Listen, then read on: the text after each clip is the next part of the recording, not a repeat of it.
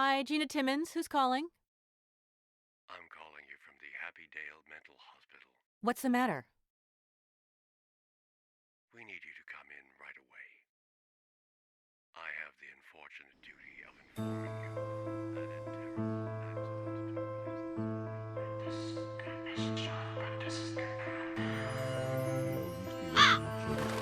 Et comedisti deligno, et quo praecere eram tibi, ne comederes maledicta terra, in opere tuo in laboribus comedes eam cuntis diebus via tua. And we will prove that last April 30th on Mile Island, Colonel Kortzmeyer was murdered by Brian Basco in cold blood. The defense will attempt to confuse you with trickery and lies. Los germinavi tibi e comedes herbas terrae, in sudore vultus tui vesceris panedon revertalis, in terram de quo assuntus escuia pulvis, es et in pulverem revertem. Order! Quo cavitabam non For the last time, Mr. Basco, tell us what you remember. I don't remember anything. Oh, yes. Amnesia. If you think you'll get off by pretending to be insane, then you've really lost your mind.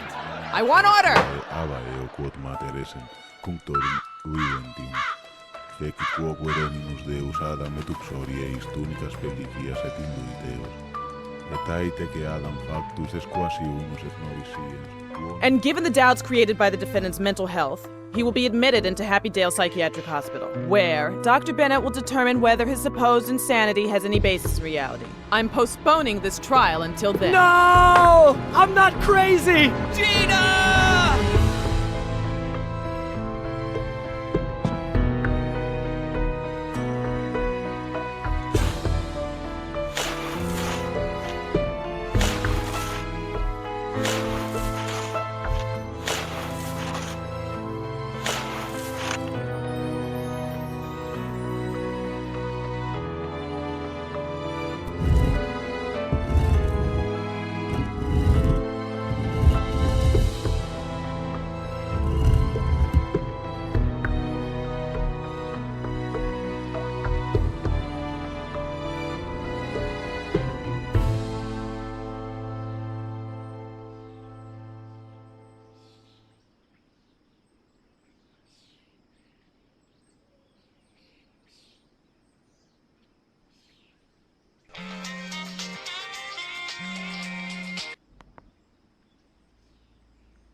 Brian?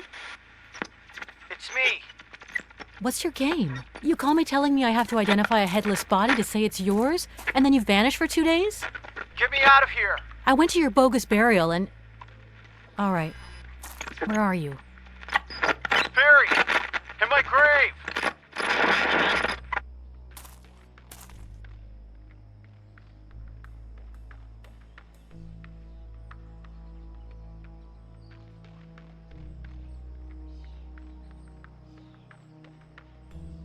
That can't be. How am I gonna get you out of there? This is insane. Get me out of this tomb, say nothing to anyone. Be careful, murderers waiting at exit. Battery low, come quick, banana. Banana? I don't know what went down in Hawaii, or what they did to you in that psychiatric ward. I don't know why you escaped, or why you faked your own death. I don't know how you got down there. I don't even know whether you're the Brian I know. All I want is for everything to go back to normal. That's all right, though. I won't ask for help, I won't call the cops, and I won't leave the cemetery. But I will get you out of there. You win, Brian. We'll play it your way.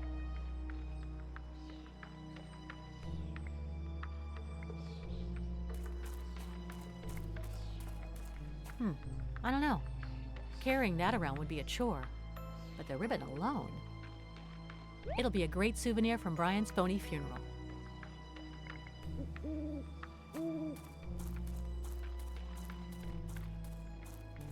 Huh? What a weird machine. Wonder what that's for. A ladder here? Huh? Hello, dear. Hello? Up here, on the roof. Do I know you? Well, of course not, dear. I'm Agatha Saffron von Rubenstein, PhD in parapsychology and poltergeistian phenomena from the University of Virginia. member of the North American Parapsychological Association, and also I'm a medium. 'Cause I like it. Nice to meet you. I'm Gina. Gina Timmons. It's amazing, my dear, how much pain is in your aura. Come inside. I'll help you stop your suffering. Hurry, I'll be right down. Well, this is an interesting start.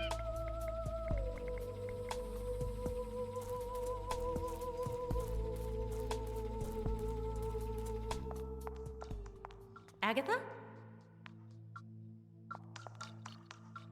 Hello, dear. Let's start from the very beginning. How long is it you've been dead now? What? No, I'm alive.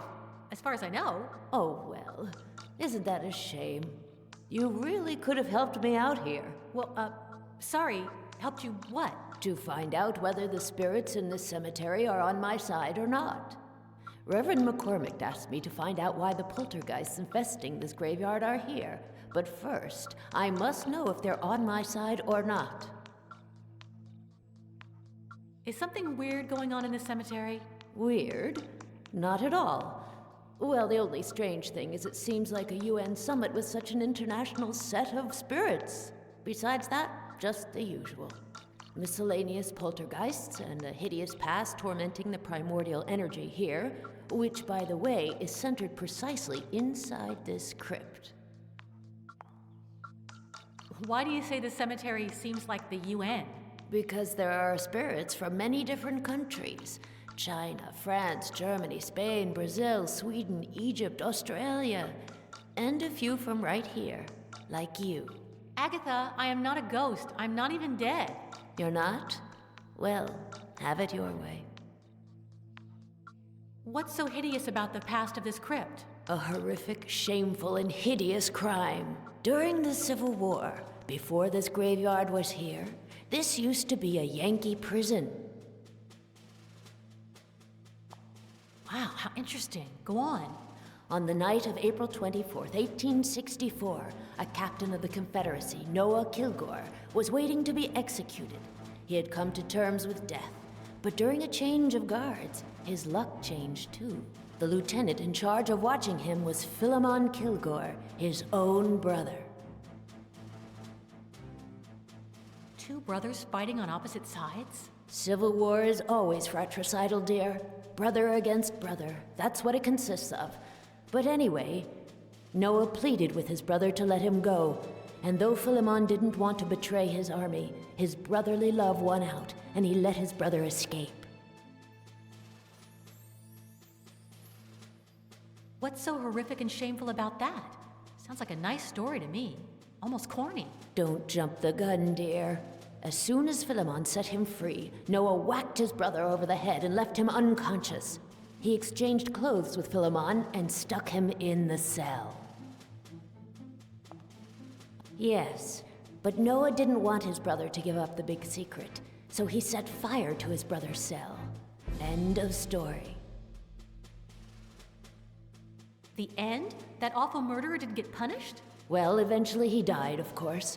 Several years later, after becoming a hero for the Yankees.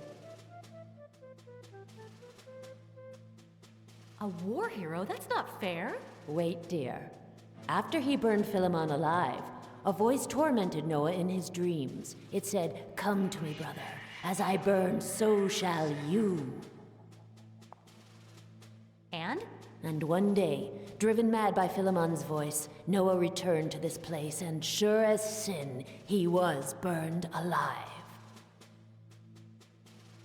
Huh? And what was the purpose of telling me this saga?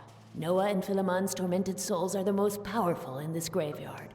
They make up its primordial energy core, and I need their consent before contacting any other spirits.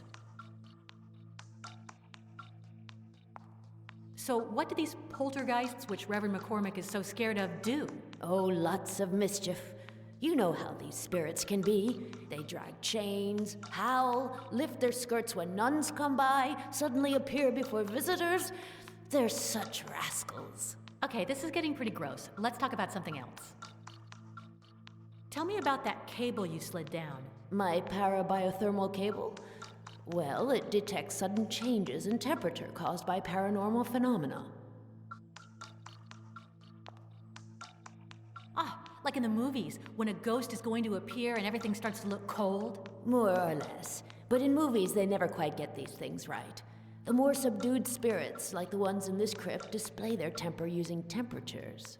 If they are displeased by a presence, they emit heat. But if they are happy, they give off cold. How does that cable work? Very well, dear.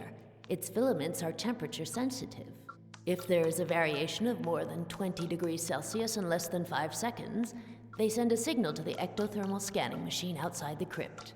By analyzing its readings, I am able to determine the temperament or mood of the spirit that caused the thermal change. Pretty simple, isn't it? So why did you put it right here? Because I need to know whether the spirits in the crypt who are in charge around here are happy with my presence. If they emit cold temperatures, I can make contact with any spirit in this cemetery. But if they give off heat, then I'd better clear out. And Reverend McCormick will just have to find another medium. Fascinating, Agatha, but let me ask you something else. See you later, Agatha. Whenever you want, dear.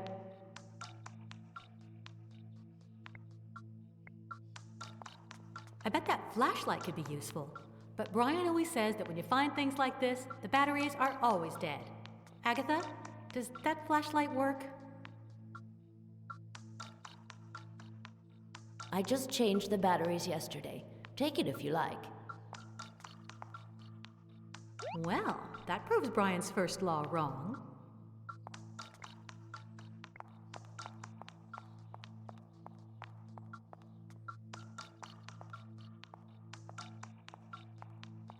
Yikes! What a welcoming place. Huh? A tunnel? Wait a sec. If I've got this right, then behind that wall is the hole they buried Brian in. Not that that improves things much, but at least now I know I have two options. Either move the slab of stone off the grave and start digging, at the risk that somebody might see me, or break through this wall. Doesn't look easy. But at least I'm not out in the wide open with nosy people walking by. It gives me the creeps, but Brian is behind that wall. So if I don't take the urn, I might end up spilling its contents. Although, it would be worse if they poured out into my pocket. Didn't something like that traumatize a character on 6 Feet Under for years?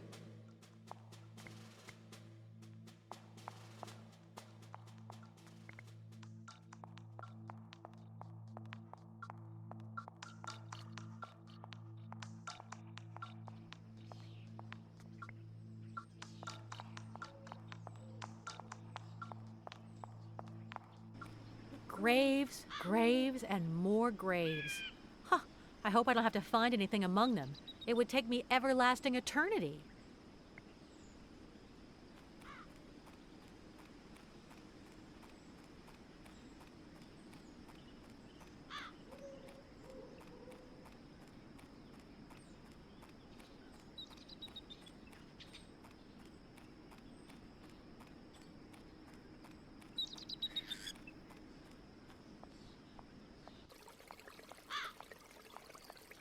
I've been here before when the hearse brought Brian in.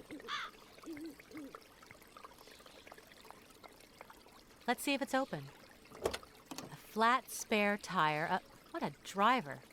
Nice calendar he's got here. An old blanket.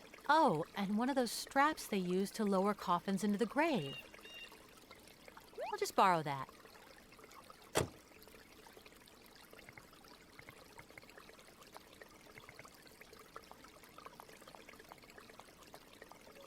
Hey, this thing's keys are in the ignition. Something tells me it won't work. Okay, it works, but enough is enough. Someone might show up.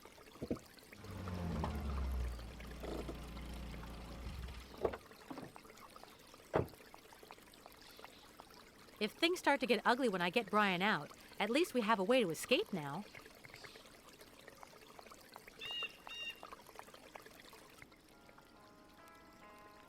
Father, I'm trimming the hedges. If you need me to put the coffins together, ring the bell. Signed by someone named Luanne. It's fairly dark in there, but I think it might be a maintenance room.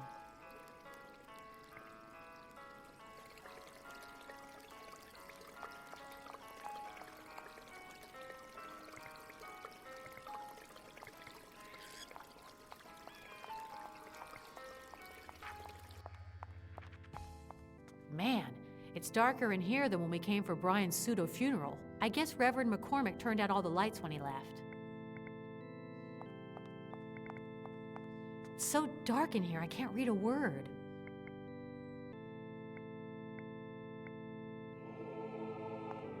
Okay, let's see what it's about. Yikes, could it be any spookier? It's a list of names with the dates and places of birth and death and the location of the person's grave.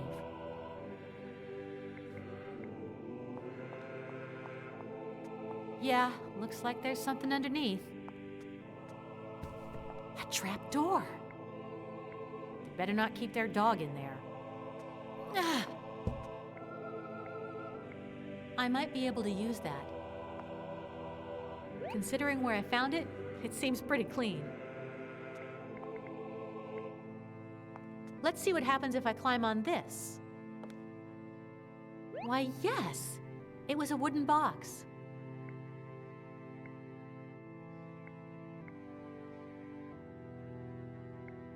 Think there's something inside? Hey, a key. I wonder what it's for.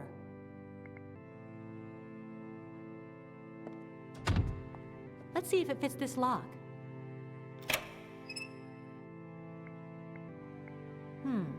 Okay, once I rescue Brian, I'll bring it back here. Someone told me that in the olden days, these baskets didn't have such long handles, but they added them when it was discovered rich people always sit as far away from the aisle as possible.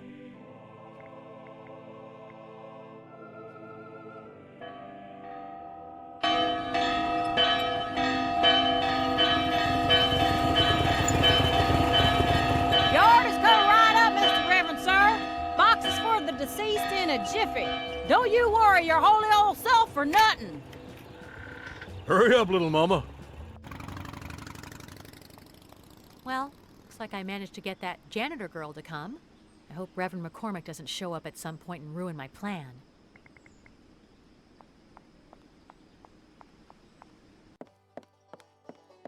Hello? Wait. You're the gal from that crazy guy's funeral. Is that where I saw you before?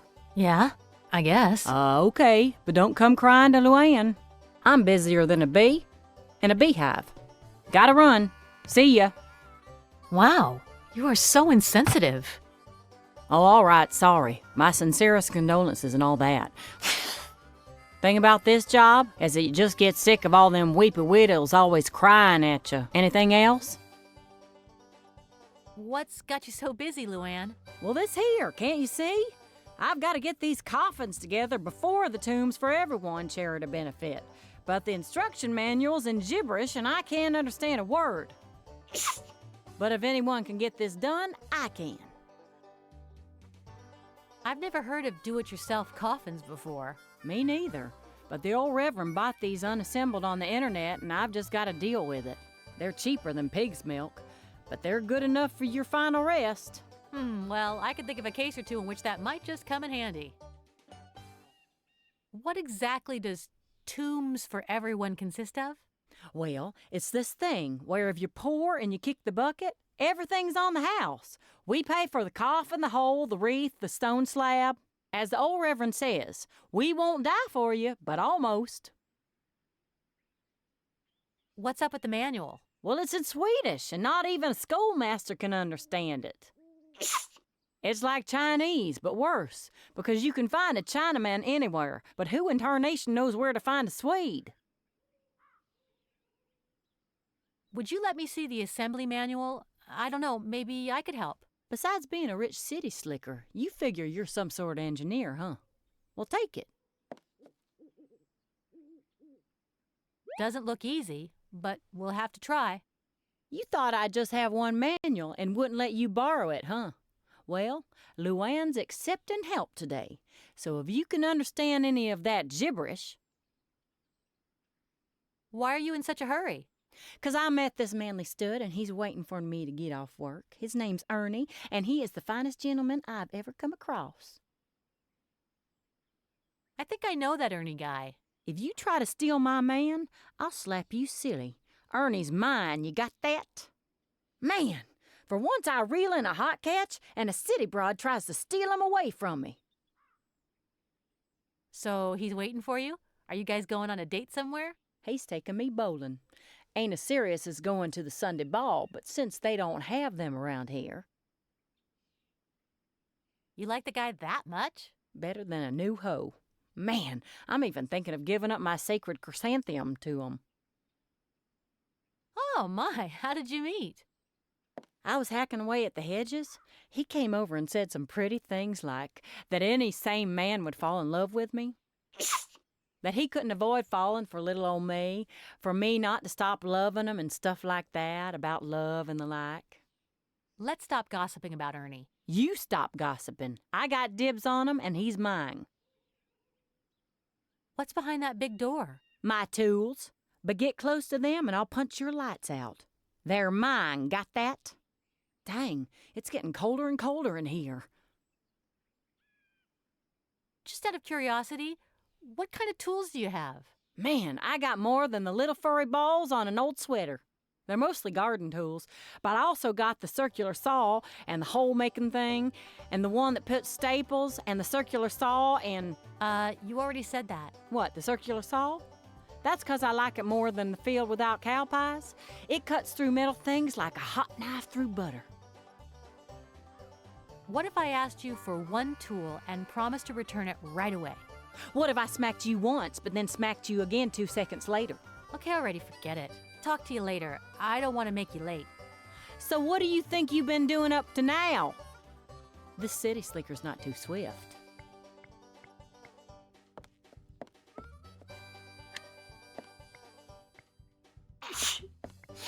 Hammer, pliers, file, scissors. This thin one here seems most familiar to me.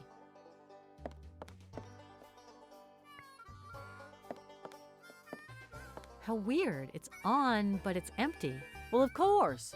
Who would be such a numbskull as to put something in there? Why's that?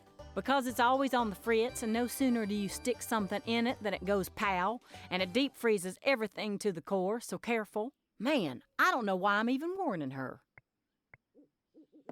Hi, Luanne. Man, at this rate, I'll never finish work. What is it?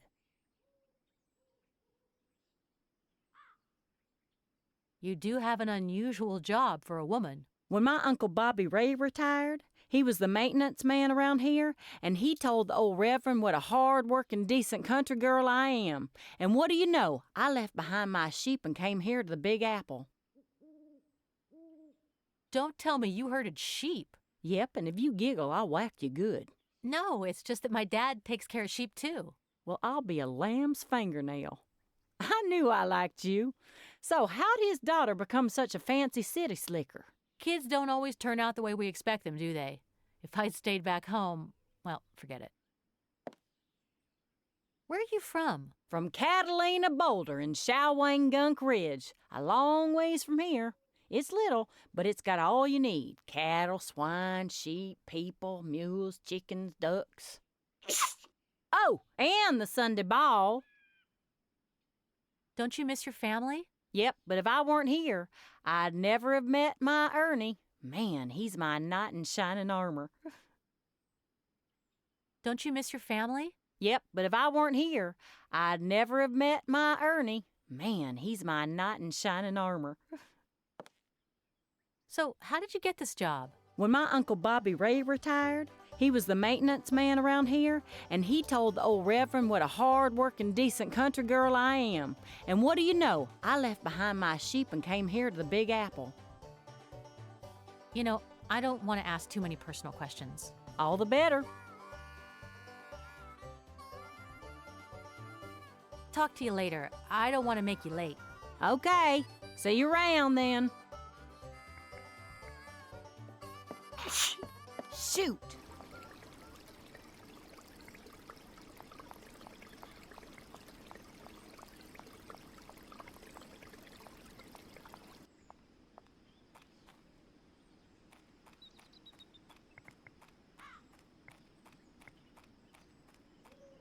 Brian's text message said not to leave the cemetery, but I don't see what's wrong with approaching the front gate. Ernie? You're still here? Gina Basco. How's it going, kid? Great, fine. I mean, actually terrible. I'm distraught. Thanks for attending the funeral. No, well, I was Basco's favorite orderly, and he was my favorite nut job. How could I miss his funeral? What's more, Happydale didn't send anyone to it. But of course, with everything that's going on down there, that place is like crazy. Hey, Gina, I got a joke for you. You ain't nothing but a mad dog. Well, well, you sure kept the thing about Luanne all to yourself. How'd you find out? Ernie, it's easier to catch a man red-handed than a child. Want to know something else? I'd love to know how you met. Well, it wasn't the best time, but I noticed her during the funeral. Then, when she started trimming some hedges, I went over and showed her my Harley, and we ended up making a date for the bowling alley. You just drive her crazy. She wants to jump your bones. And Ernie here wants to jump hers, babe. Don't get me wrong, you're a hottie too, but she is blonde, of course. You make a great couple. She is a hunk of love. I can't remember the last time I fell for such a sizzling number. Why, it's been hours. Don't worry, she'll be out soon. I hope so, because I really want to hit them pins. Don't get the wrong idea, though. I never make out with a girl on the first date. Except when I want to. I bet you could spend all day talking about her, but I can't. Babe, if you were into Luanne as much as Ernie is, well, we'd have us a problem. Or on second thought, things could get interesting. There's something I need to tell you about Brian. Shoot, babe. I'm all ears. Did you notice anything strange about him in his final days? You know what, babe? I think Brian knew he had something coming. He was nervous-like. Couldn't stop pacing around, talking to one guy, then another. It's as if he had a sixth sense, telling him, "Get a move on, kid. Things are almost over with here." Wait, I almost forgot. Brian's the one with the bag. Looks good on him, huh? Clearly he adapted to his new environment pretty well. Yeah, well, we took this picture the day before Brian, just keep it. It's all yours. How original. I didn't know people gave gifts at funerals, but thanks. Nothing's too good for my favorite brunette, darling. If I hadn't fallen in love with Luanne today, I'd have done even more. Did you hear him talk about some place he would have liked to visit? Not that I can remember now, no. What do you know about Brian's attempted escape? Nothing. Just what people were saying. That he tried to escape through the air ducts and that his head got chopped off by a big fan. Poor nut job. Who else could tell me more about Brian's final days? The guys who knew Brian best at Happydale were Dr. Bennett, who's now missing, and his fellow escapees, Jacob Kurgan and Gabbo Spiegelman. You're going to have a hard time, babe. One other thing. Brian is alive. Babe, Brian will always be alive in our memories. But you need to turn the page and live your own life. Once I get over this Luanne thing, I'll call you up and help you. What did you really think about Brian? Well, Ernie already told you. Brian was his favorite nut job. What do you mean? Do you think Brian murdered Kordsmeyer? Kordsmeyer was that military brass, right? Hey, I don't know, babe. Maybe he did and maybe he didn't. You never know with these nut jobs. Do you really think Brian was insane? Obviously, babe. Crazier than a cuckoo. By the way,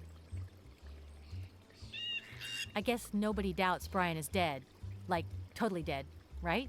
Well, maybe I shouldn't tell you this. But there's rumors that when they found him, he was a bit... how should I put it? Headless? I know, Ernie. I'm the one who identified his body. Oh, babe, that's horrible. Then why are you asking this stuff? Who'd know better than you?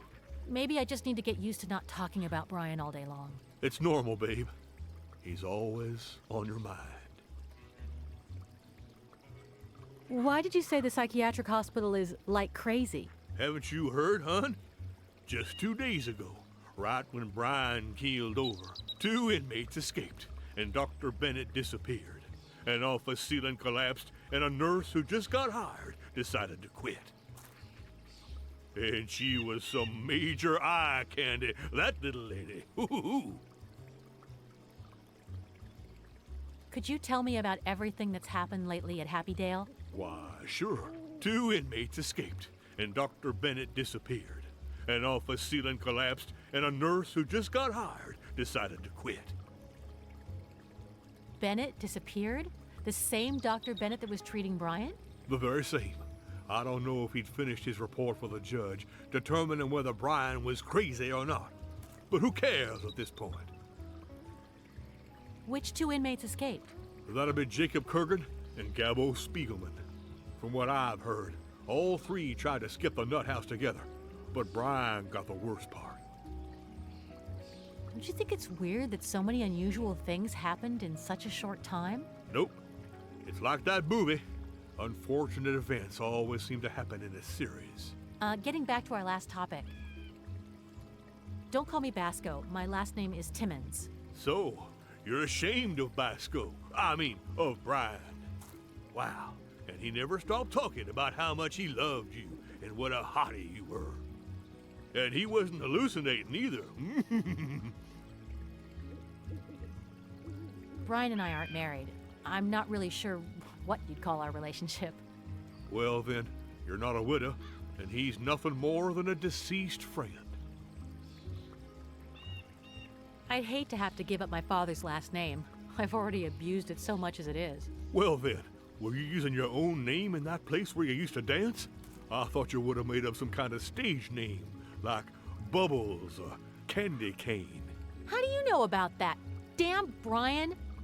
He's gonna hear from me. He's gonna learn to keep his big fat mouth shut. I don't mean to take sides, but I think Brian's already learned a thing or two about keeping quiet. I'm not ashamed of Brian, no matter how nerdy he can be. He's the kindest man I've ever met. Well, considering the string of gems you've come across in the past. Brian told me all your exes were, not very recommendable bachelors. Just drop it. My last name is none of your business. Okay, babe. See you later, Ernie. Later, babe.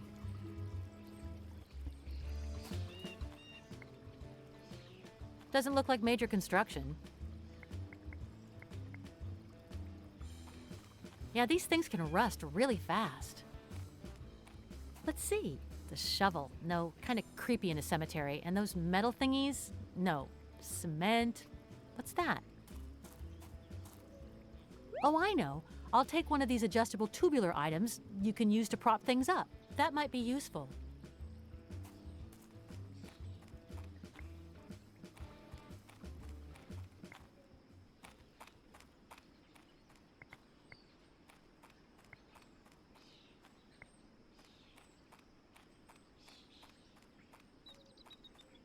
These are the most luxurious digs in this bone pile.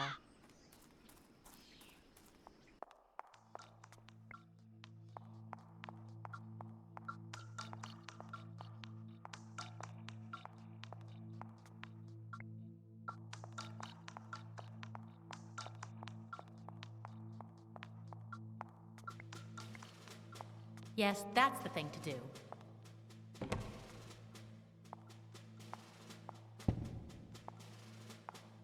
Darn, someone could have put a hole, tunnel, lever, or something else that might make it easier for me to reach Brian. I have no other choice but to remove one of these blocks of stone. But which? Eeny, meeny, miny, mo. I think it'll be best to choose that one in the middle with the ring.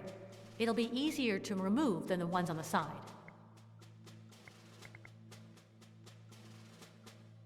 File the block? Of course.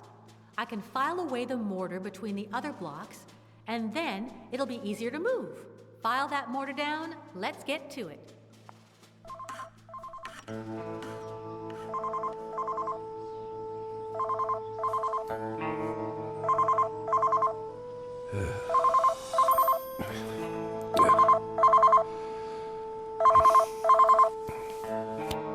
Wasabi. No, the broad's still inside, and I'm starting to get knackered. We're on it. Yo, Fatzilla, bad news, dude. Seems we can't go in. We have to wait for her here, then follow her. You have such a way with words. Well, that wasn't easy, but I managed to file all of the mortar away. Okay, so I got rid of the mortar, but I wonder if I can drag away the stone with the strap. Ready.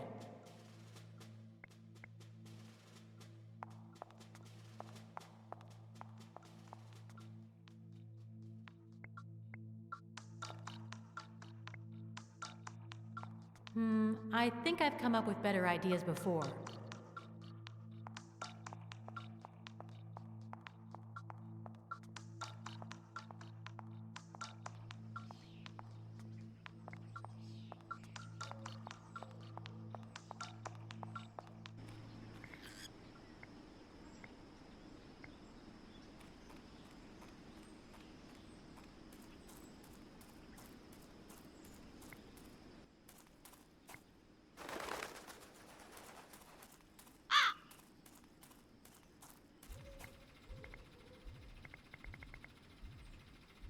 I don't see why I should do that for now. I could stick it in the empty space between the two parts of the ball, but when I pull on it, the strap would break and the broken part would fall off.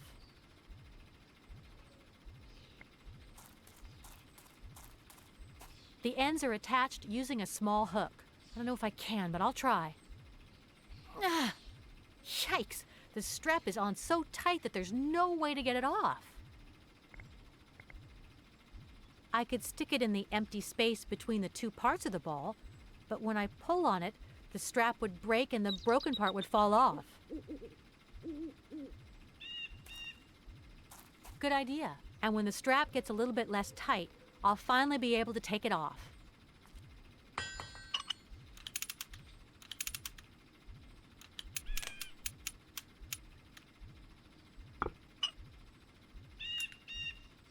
Looky there, now I have two.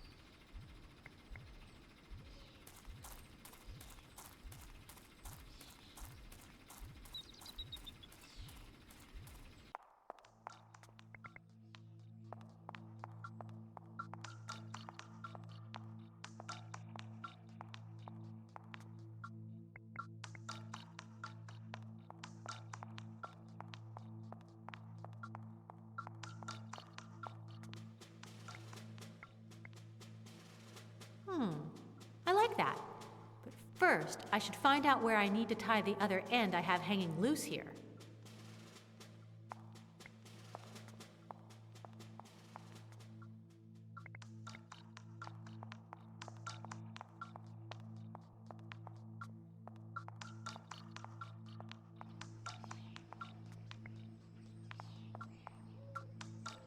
From up here, I can see how the giant angel is anchored better.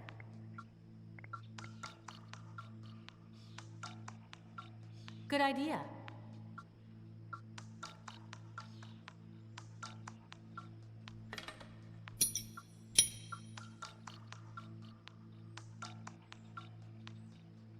Though besides that, I think I've come up with another one of my brilliant ideas.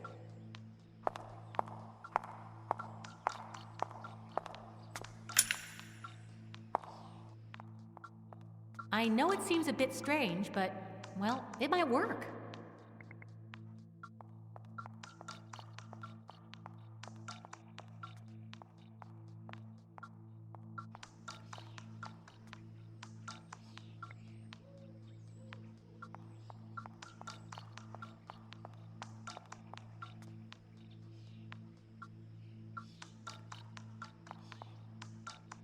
Could you translate this manual for me?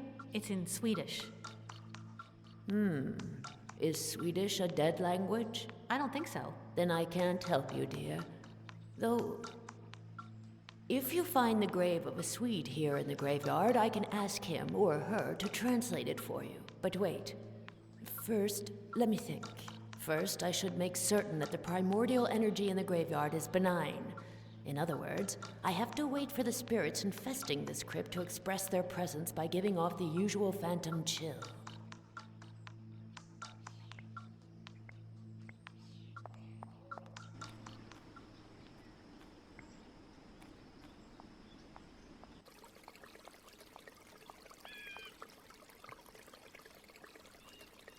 Yes, I can turn it into a water bottle. If it doesn't have any holes in it, that is.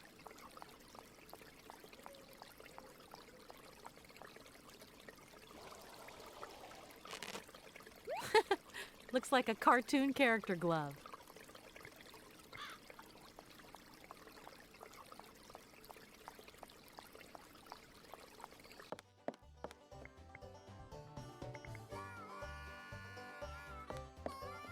Okay, why the heck not?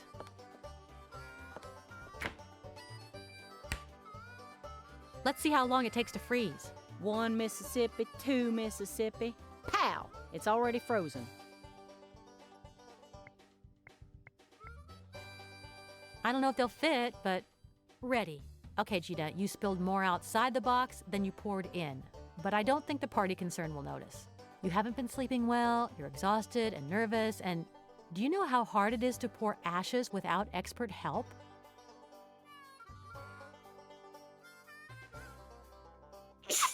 That's it. I can use the urn as a thermos so that the ice doesn't melt or freeze my pocket. I hope my hand doesn't go cryogenic. Luanne was right. It's frozen solid. What's this?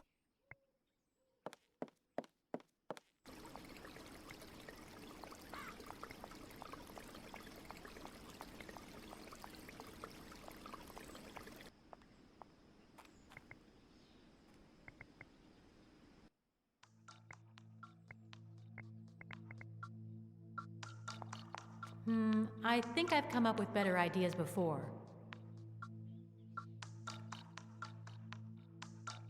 Give her that? No. According to Agatha, it detects sudden temperature changes, both hot and cold. That doesn't sound too smart.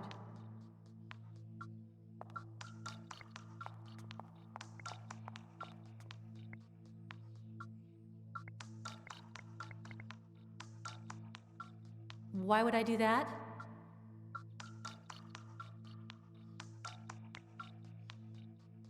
No, it's too long.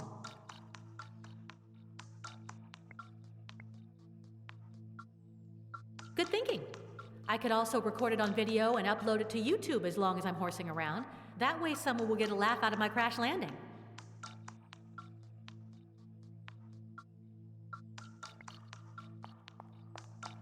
Hi again, Agatha.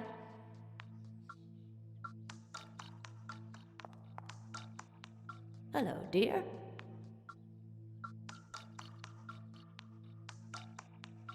What did you need to translate the manual into Swedish? If you find the grave of a Swede here in the graveyard, I can ask him or her to translate it for you. But wait. First, let me think. First, I should make certain that the primordial energy in the graveyard is benign. In other words, I have to wait for the spirits infesting this crypt to express their presence by giving off the usual phantom chill. See you later, Agatha. Whenever you want, dear.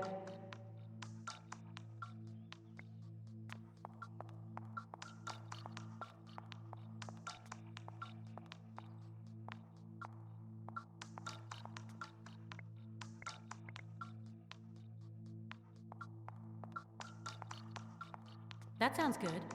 The end of the cable has no plastic coating, so it'll be much more sensitive to the cold than the rest. So let's see.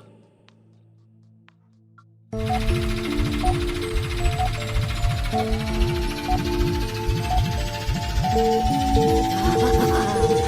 thermal manifestation. spirits. What lovely creatures. Hey, it worked. I feel bad about tricking Agatha, but I guess I've done worse things in my time.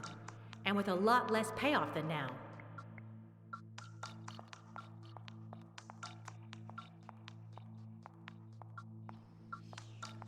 What about Agatha?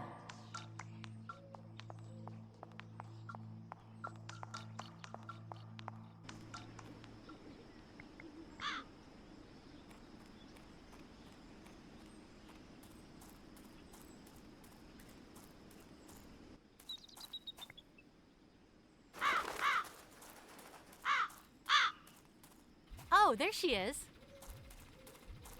Hey, Agatha, what are you doing here? Congratulate me, dear. They gave me permission. Congratulations. Who gave you permission and what for? Didn't you hear the ectothermal machine beeping?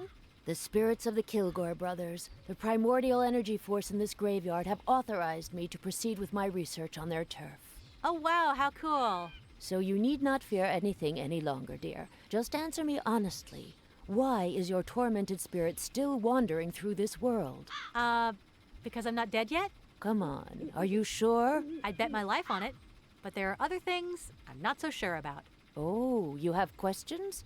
Tell me. I'm your medium. What did you need to translate the manual into Swedish? If you find the grave of a Swede here in the graveyard, I can ask him or her to translate it for you. What are you doing out here? Nothing, dear. I'm verifying the tests performed by the ectothermal scanning machine to check the sudden parabiothermal coldness detected in the Kilgore crypt. Heard any more voices from beyond the grave? What are you talking about, dear? Oh, no. Ever since I left that crypt, not a peep, not a wailing sob, not a boo, not a thing. See you around, Agatha. Goodbye, dear.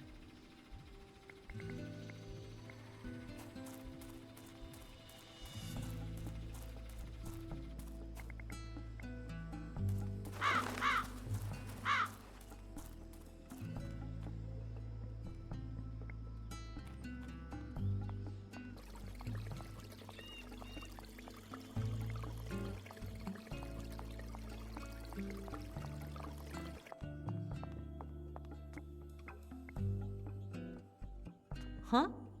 If a person is in this directory, that means they're dead, doesn't it? However...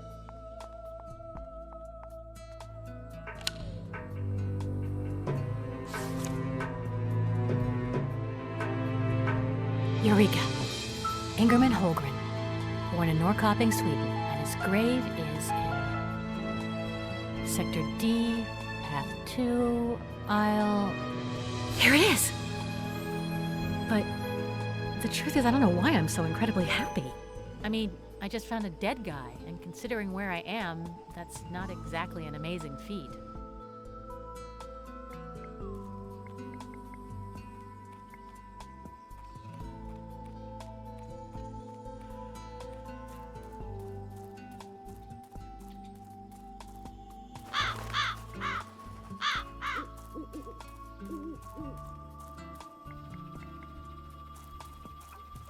What's up, Agatha?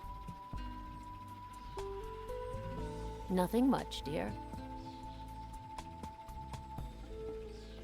Now that the spirits in charge around here are your friends, think you could help me with that Swedish manual? Oh, dear. It completely slipped my mind. Now, where was that poor man? Ingerman Holgren. Here he is. Now, my dear, you just wait for me over there. But... I need some peace now, to get my capacity for understanding to rise to the world of the spirits. Ingerman! I invoke you! Ingerman! Come and show yourself! Oh. Monterinstructione. Let's see what this book says. Instructions for the assembly. Agatha, what you just did is absolutely amazing. Oh, my dear, you've no idea. Really, thanks to you, I have just what I needed. The fully translated Flichting Coffin Assembly Manual.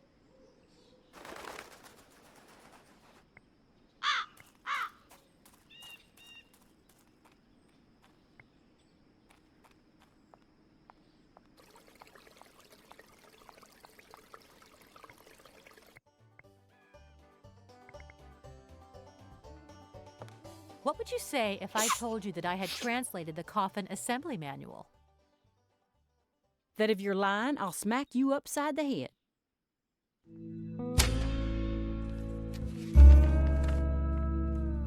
Oh, my sweet lordy. Wow. Yes, this'll be a cinch. Now, in 5 minutes, I can do this body box. Then I'll get gussied up and it's off to the bowling alley with Ernie. So, will you show the coffin to the Reverend and close up the workshop for me? Okay, fine. You run along. Don't worry. So, it turns out you're a real nice person after all. Move out, Ernie. I'll be seeing you later, hot duck. At last, I'm alone.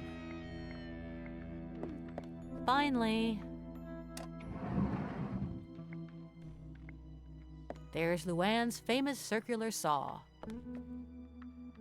It's heavy, but I'm sure I will be needing it.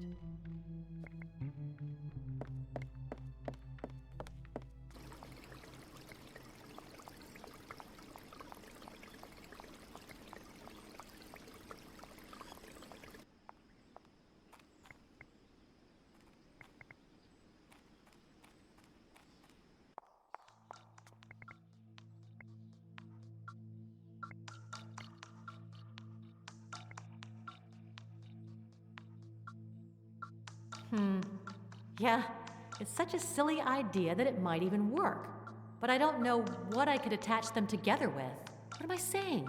What about the ribbon from the funeral wreath? Come on, let's get down to work. That turned out even better than I expected. Let's see how well it holds.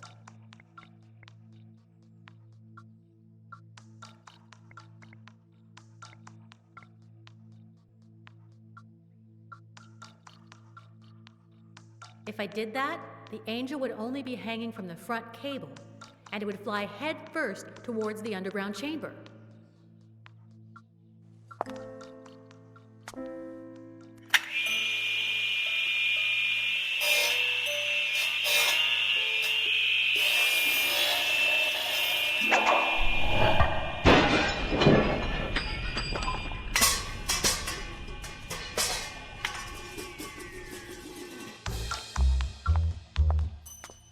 Oh my God, what a mess I've made. Yes, the stone moved. Although, when Reverend McCormick comes back, I know one parapsychologist who's gonna have a lot of explaining to do. Poor old woman. Oh well.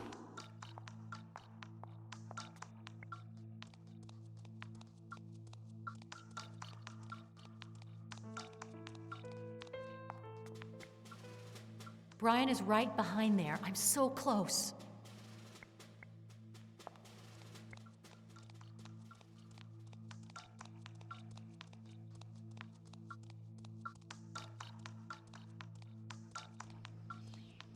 Huh.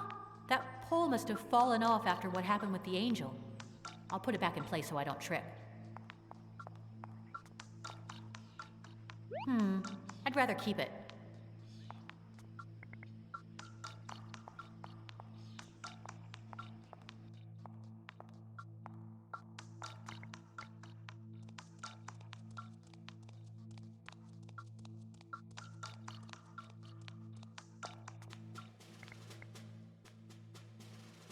Great idea. Bring it on, Gina. Brian, if you can hear me, stay away from the wall. Hi-ya!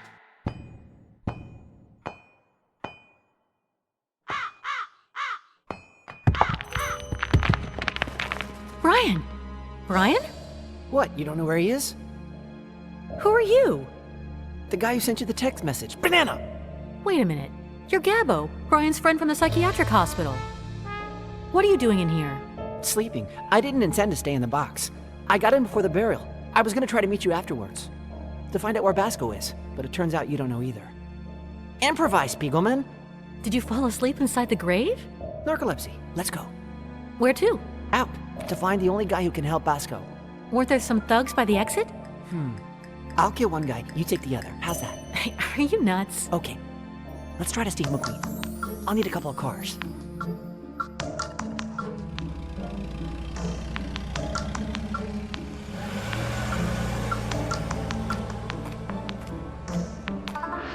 Ah, there she is, the little cow. That wait was so boring, man. What the... Banana! Hurry up, get in!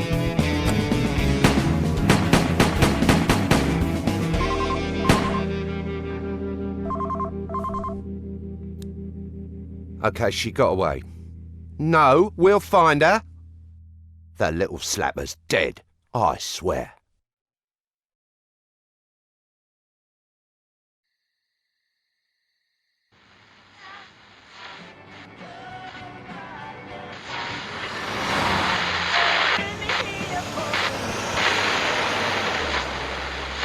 Splash. I will bless you.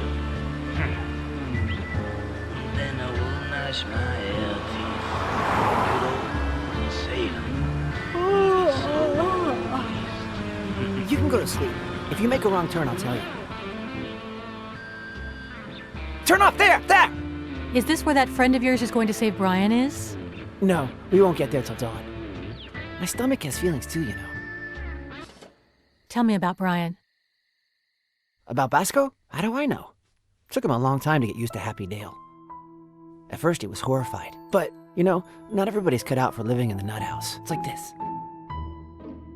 The worst part is that swine Kurgan made life real hard on him. He does that with all the rookies, but Basco stood up to him. I liked the guy. I said, we're like kindred spirits. Banana! And he was.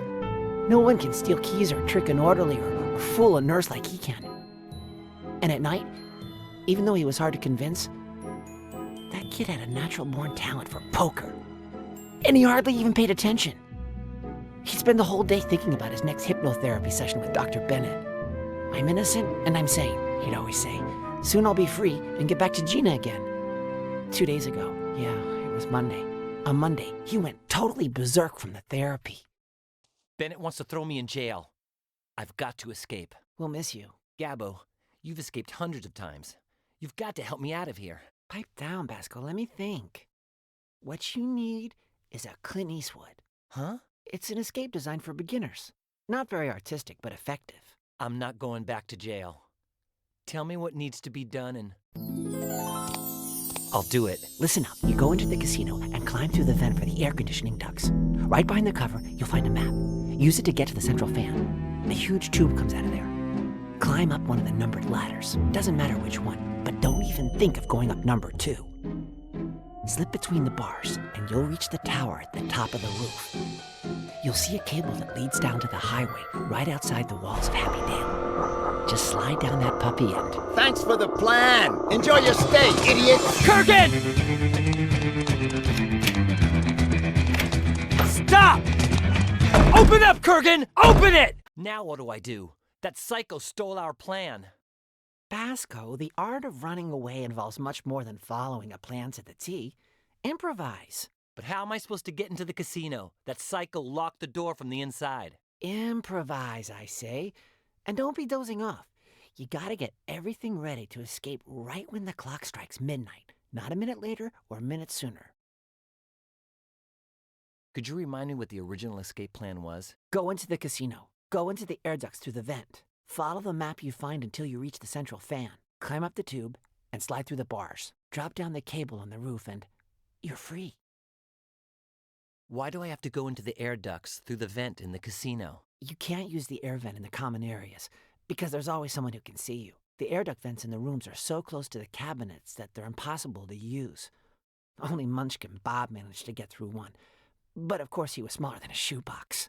In other words, the air duct vent in the casino is the only sensible choice. Why do you have a room all to yourself? Connections. I guess somebody pays for me to be treated like a softie, and I ain't gonna complain about that. I'm gonna keep planning my escape, Gabbo. Good for you. See you later, Gabbo. Okay. And you can tell me about how Bennett sold you up the river, right? Banana. Now would be better. When I came to, after being hypnotized, Bennett was already at his desk talking on the phone. Judge Whitley, I was just wanting to, Oh, it's all settled now. Well, first thing tomorrow, I'll have the report to you. But in conclusion, he's lying. He's not mentally ill. He's completely cognizant of his acts. He belongs in a prison and should never be let out. Nice story, Basco. Now get back to work. Great. What can I do to get into that casino?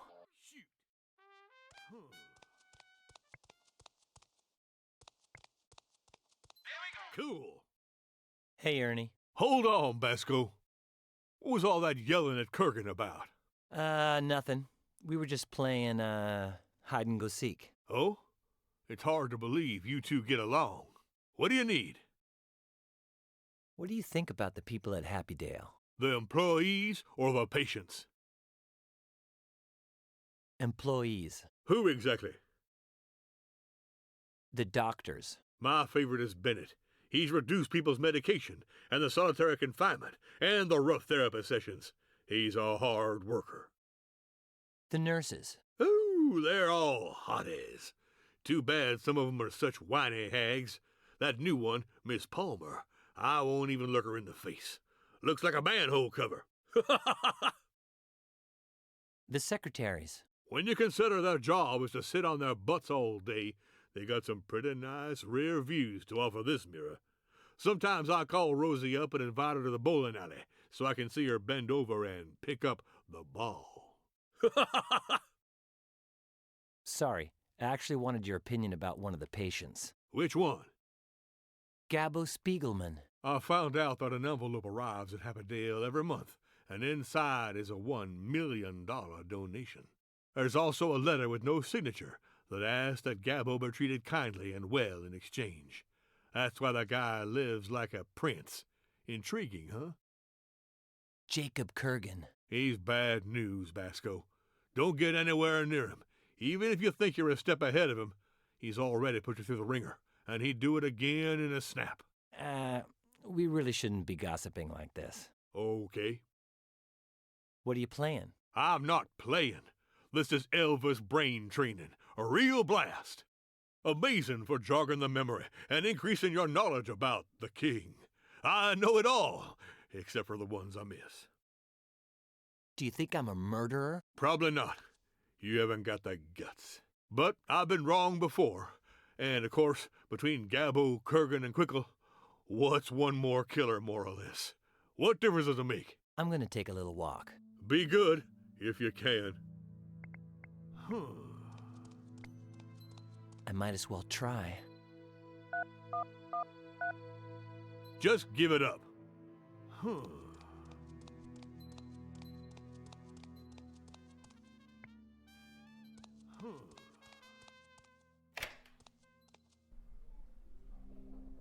Hey, Marcelo!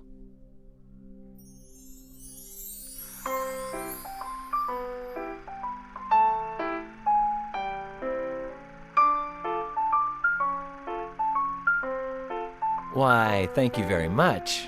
What is it? Oh, a flower. Is it for me? It's lovely. A wonder of nature. Thanks, Marcelo. You're welcome, Basco. Hey, one question, Marcelo. Is it true you were the first contortionist mime in the whole world? So they say.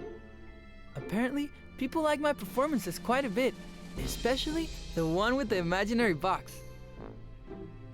What did that imaginary box routine look like? Picture this. The typical contortionist act, in which a man twists his body over into itself until it's so tiny he can fit inside of a very teeny box.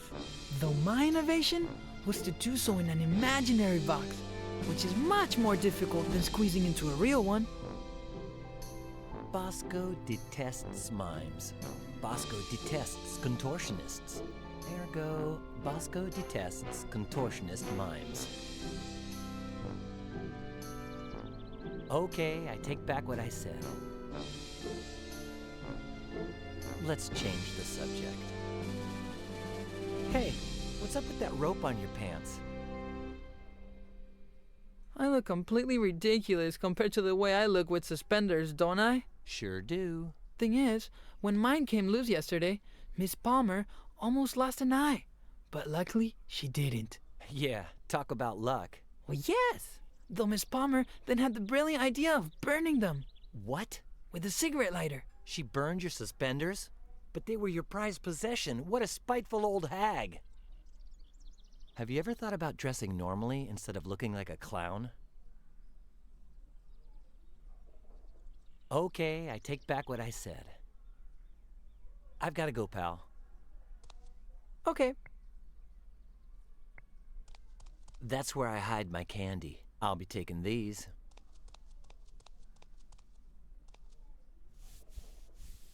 Huh? Whoa, a knife. Where'd that come from? I can't let anyone see this. Oh, and my candy. Can't forget about that.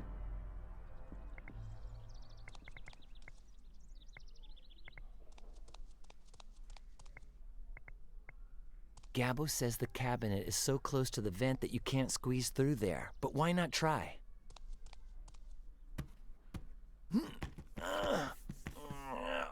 Oh, man. This is impossible. Someone put the cabinet so close to the air vent that getting through would be a miracle. I'd have to be Rubber Man to do this. Listen, Marcelo. Could you get in the vent for the air conditioning ducts? Through the vent? Wouldn't I love to, Basco? But I'm the great Marcelo, and I can't stoop so low as to perform such a simple magic trick. It's for my own good. It's about your famous routine. The one with the imaginary box. Yes? What did that imaginary box routine look like? I would appear on stage, climb inside an imaginary box, and after a few minutes of applause, I'd climb back out. I don't quite get it. What was the imaginary box like? Well, it was transparent, square, the lid open outward. It measured 3 feet on each edge. Wait, I think I'm starting to get the idea. Yeah, I think I can picture it. It was a really small box. How did you manage to get inside? It's obvious. Fold it up into a tiny ball. Let's change the subject. I've got to go, pal. Okay. Knowing him, I'd better take this one step at a time. Let's just imagine I happen to have an imaginary box. Then could you perform your famous act? No, 'cause I'm not wearing any suspenders. How can I perform an act of that caliber without my suspenders? Where's the glamour? You are so right. Well, I'll just put the box away for now, I guess.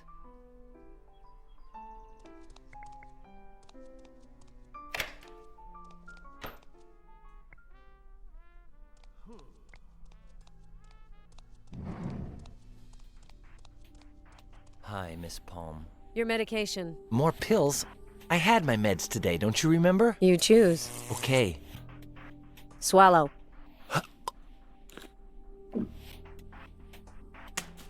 Good boy, Bosco. And keep an eye on your stuff. I saw Kurgan suspiciously fumbling around with your pillow. I bet he stole your hidden candy. Really? Okay. How cool. She fell for it. Thank goodness for the old put the pills behind the wisdom teeth technique.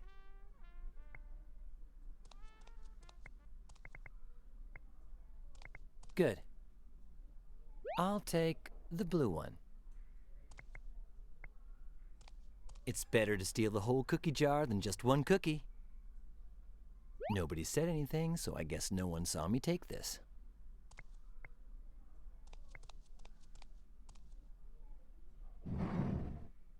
Just one little question, Miss Palmer. What?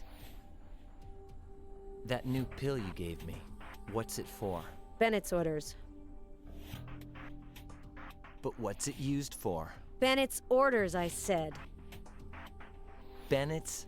Oh, come on.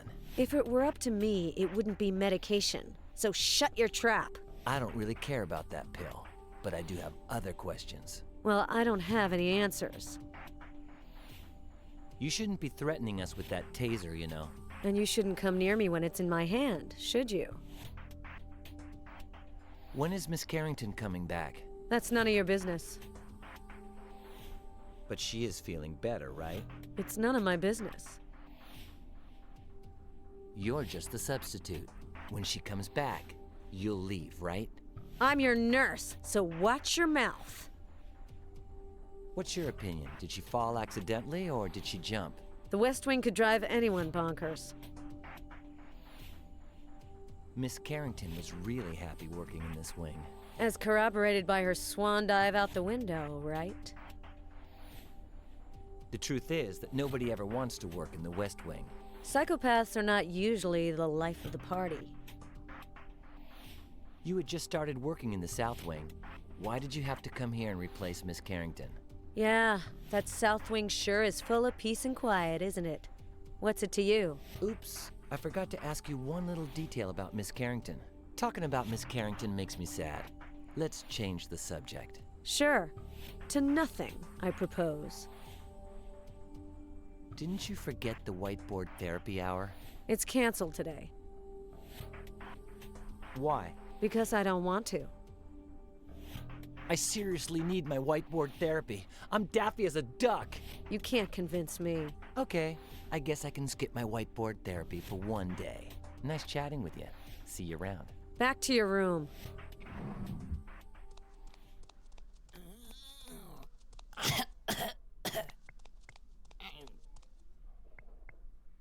One, he has a cold, and talking would be bad for his throat. 2, he's 102 years old. Let's not ask too much of the guy. 3, he went mute at the age of 90-something.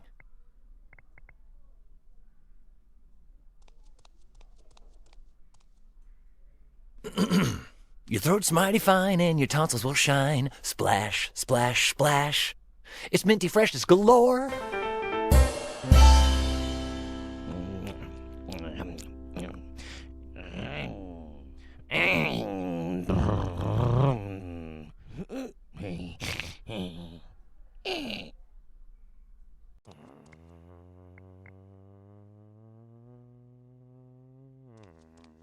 I don't want to give it to him.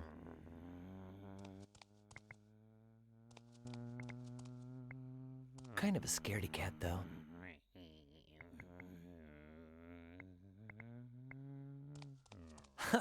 That's not doable. Talk with Mr. Nice. Where do you get these wild ideas?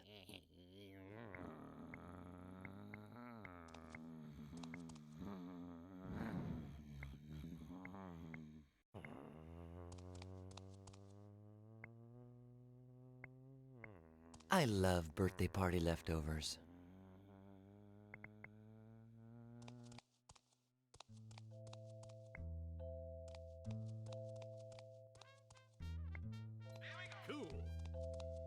We're all up there, the insane crowd and the crew that takes care of us. Great idea, so we can all remember who everyone is, because around here, every Tom, Dick, and Harry could be Dr. Jekyll and Mr. Hyde. He looks better in a hat.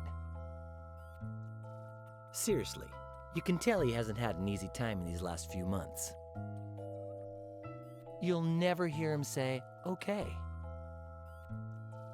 He's on his way to Rancho Cucamonga, or may even have arrived there already. Sometimes he gives me the creeps. AKA Dr. Reset, for reasons which defy anyone's memory. That psycho, he's really gotten me into a huge mess. He's a nice guy, but since he thinks his face is covered in ears, he comes off as a little eccentric. Ah, the great Marcelo Montez, genius and performer. I wonder why they call him Nuno the Stickface. The dude has some majorly overgrown sideburns.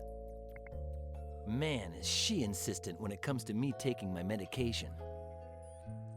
She's a good person at heart, and she can be fooled pretty easily. I trusted him until now. He said my case was looking good, but in the end, he was going to have me locked up in the pen. Rock!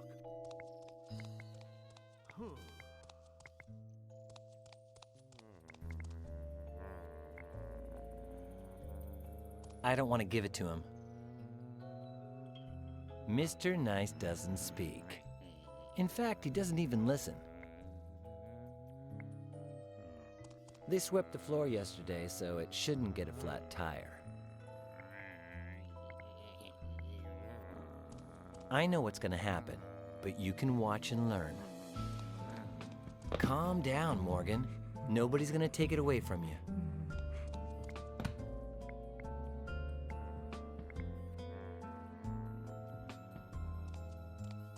That thing has no business being in there. I don't like that idea.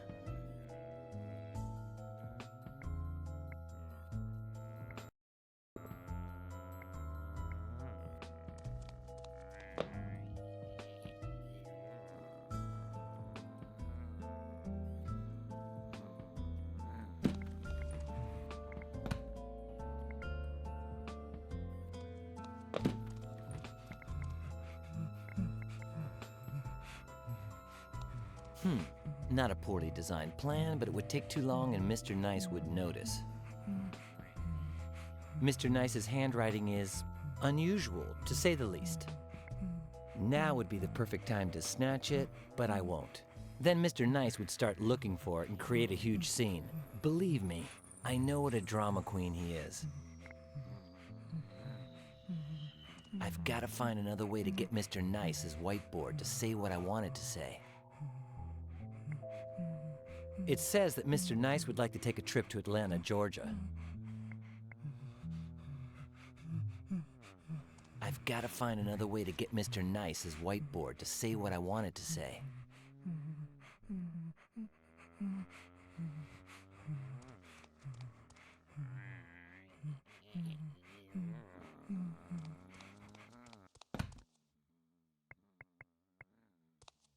No need to rummage for long. There's just a couple of little paper cups and the birthday candles from Monty Hollister's cake. Brand new.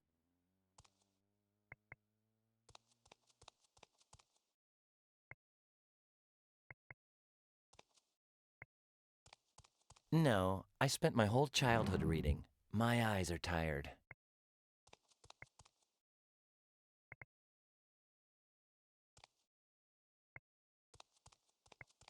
One will suffice, don't you think?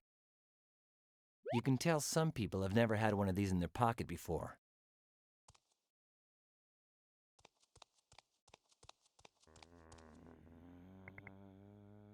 Okay. Escapes are pulled off better when unadvertised. In fact, that's a requirement. In their flat sections drawn at the same height, then they both have the same volume. I remember Cavalieri's principle perfectly well. No need to write it down. Marvelous idea, but such an epic saga would require a far bigger whiteboard. Well, nothing then. From what I understand, he's determined to get to Rancho Cucamonga. All right. Hey, that's a great idea.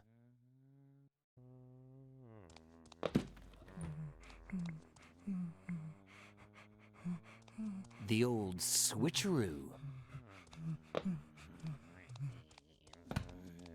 And now, let's see if it all plays out the way I expect.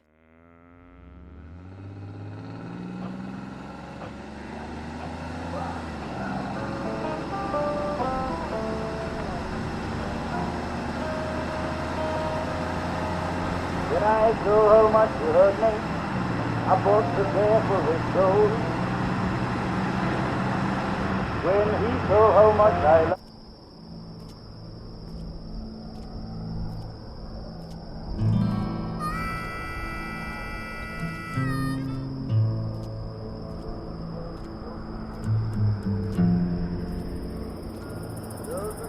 life is worth it.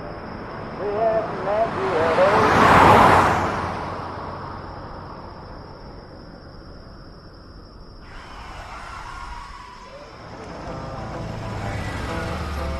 No, my dear agenda, nothing but hate in all my head.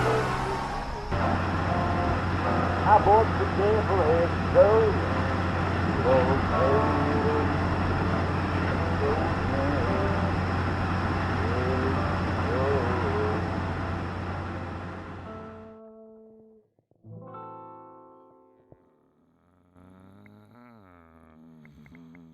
Mr. Nice doesn't speak.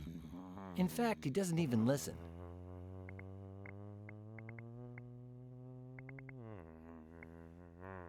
No, because if Mr. Nice turns around and notices it's missing, he may just faint.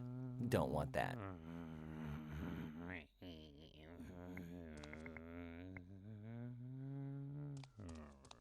Now I can.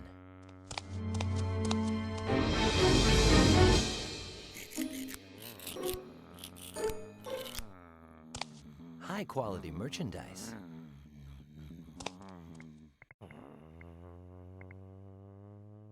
Good. Presto.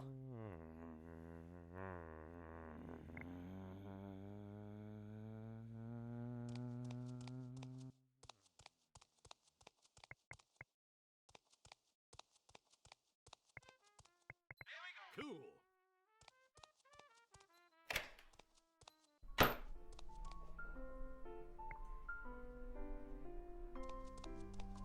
Yes, but I'll prepare things as well as possible first. What could that strange thing poking me inside my pocket be? Don't worry, it happens to me too, especially when I wake up in the morning. An imaginary box. An imaginary box. If only someone here knew how to put these suspenders on and hop inside. Hey, me, Vasco, me, I can do it. Well, these are for you then. Ladies and gentlemen, with you tonight, the great Marcelo!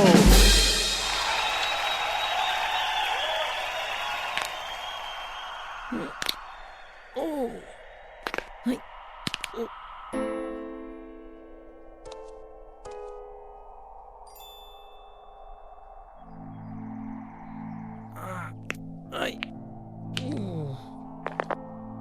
Marcelo, you okay? Hmm? Then get ready. Here comes the best part. And now, the great Marcelo will get out of the imaginary box and make his way through the imaginary tunnel. Imaginary.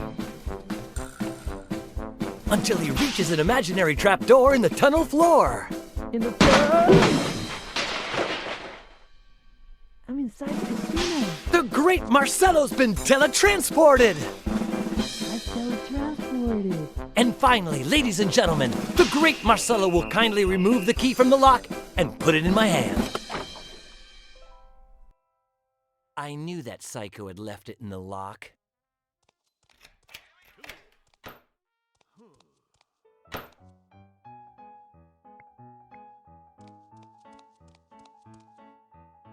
It's the only unused one sitting around.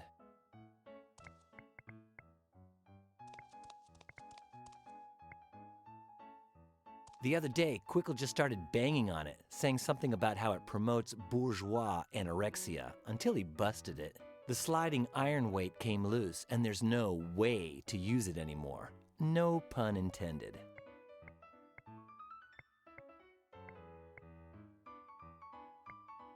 Okay.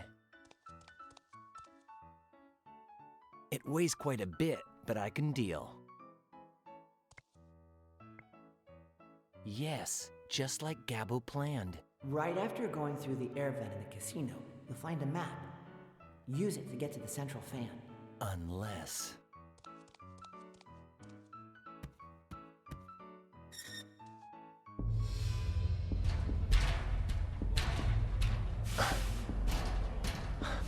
I knew it! Psycho, psycho, psycho, psycho! I should have known that Kurgan would take the map of the air ducts. I have no other choice but to find another map, or I'll never make it to the roof.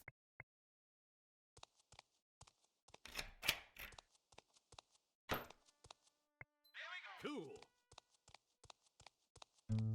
The other day, the one in the nurse's room went on the fritz, and they had to call in Chuck, the maintenance man.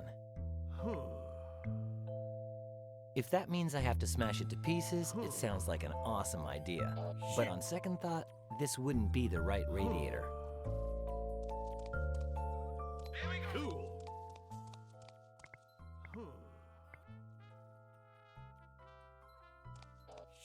Well, let's give it a try. What the? Boy. Shoot, too loud. What can I do to keep it from being heard? No way. Quickle's in there, and he's having one of those days today. Hey, Quickle. What? Quickle, what's your opinion on the food in here? Inedible bourgeois dog food. The servings are smaller than Nouvelle cuisine. And if you ask for more, what do you get? Obesity and gas! I say we strike, comrades! A frozen jaw strike! Who's with me? A sit-down strike, an empty stomach strike, a low-carb wildcat strike! We shall be emaciated! I am disgusted! Oopsie daisy. Broke. Ernie! The radiator in this hall is busted! Again? You gotta be kidding me. And during Chuck's shift. Rose? Hey, doll. Tell that bird brain I need him in the West Wing pronto, okay? Chuck! It's working. I just have to sit here and wait. The colorblind guy. Who do you think? Luckily, I won the funnel during our last poker game. By the way, Red, you been to the bowling alley that just opened near St. Joseph's? Chuck Berry! Elvis Presley! Dude, yo, you ain't got a clue. So, just like Chuck Berry then. You listen up, Fatso. The day will come when you eat your words and you say Chuck Berry is the king. Not in this lifetime. The king of rock and roll is Elvis. End of subject. Fix that radiator and scram, Buster. Freaking coward. They're like puppets hanging from my little strings.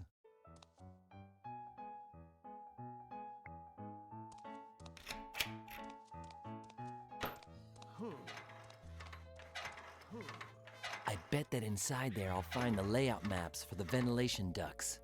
But Chuck might see me. It's too risky.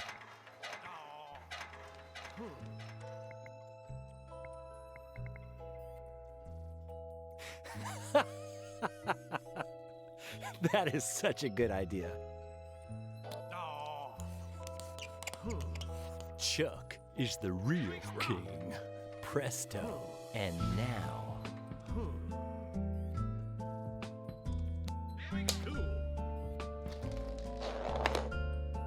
Hey, Ernie, are you a Chuck Berry fan? Not on your life, Basco. Oh, since your picture on the photo panel says Chuck is the king. What? Chuck! Hey, man! I caught you red-handed. This is your opinion, isn't it, punk? That's not mine. Come over here. Erase that with your tongue. Chuck is the real... I never. All right. I'll give you 1 minute to change your mind. No. Well? Never. Elvis, give me strength. You got 1 more minute to do what's right. They're mine. And that flashlight would be amazingly handy for finding my way around those air ducts.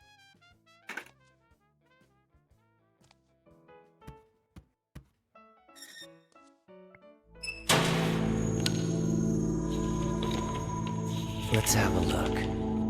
What the? I gotta figure out how to get to that ventilator fan.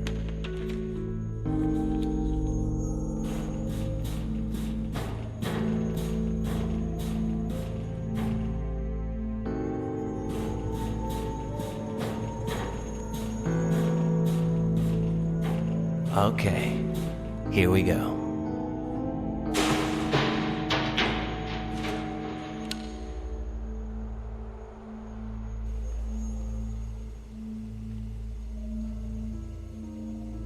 Good news. I found the central fan, and apparently the coast is clear.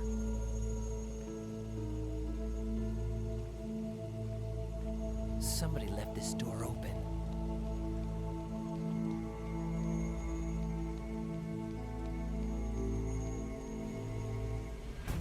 Kurgan!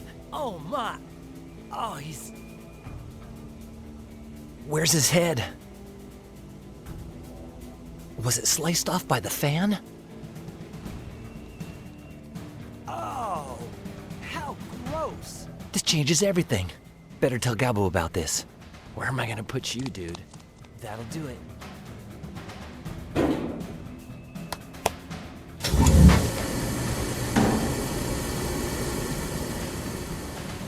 Brian burned Kurgan's head? And then what?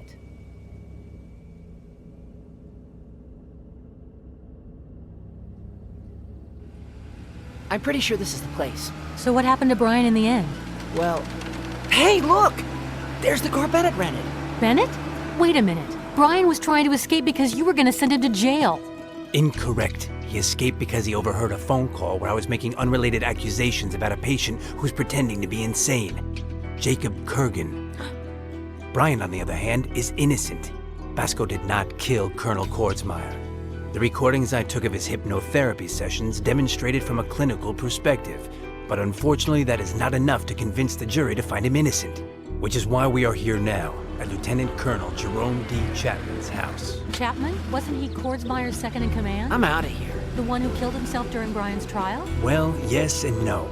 My theory is that he didn't commit suicide. Instead, whoever's behind all this treachery most likely murdered him. And you think we'll find some clues here to back up your story? Exactly.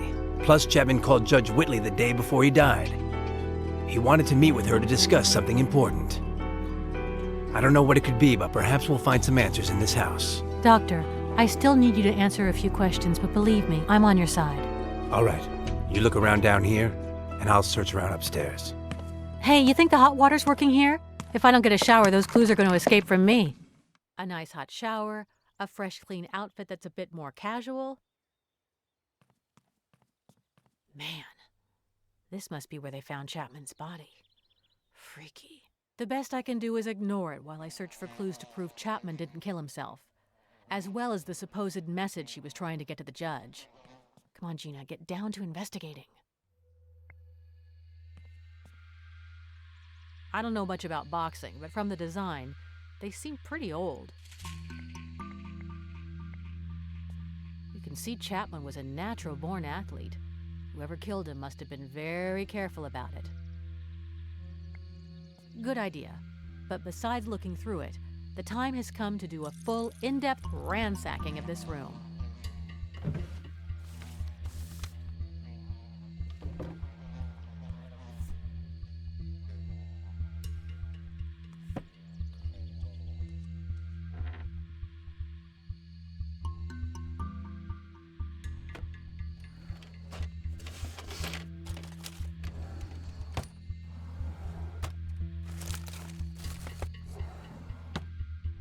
I must not be on the right track.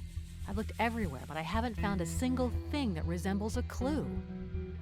This is going to be harder than I expected. No, none of them would be of any use to me.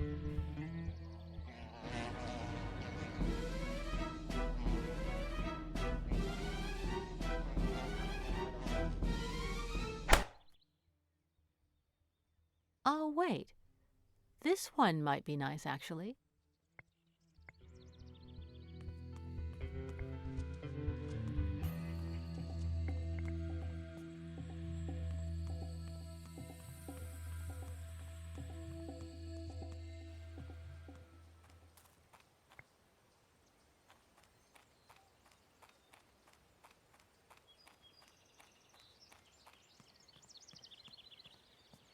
The riverbed is completely dry, but what's that there? Well, I guess now's the time to put my exotic dancing skills to the test.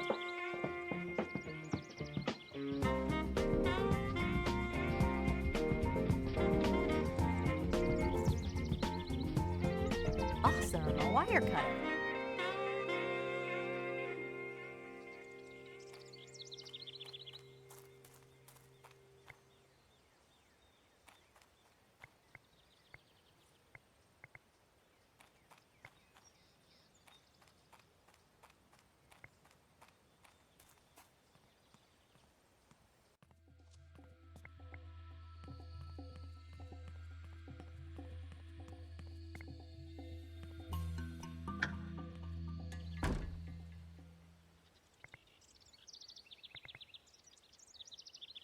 I don't see what good the fish bones would do me, but...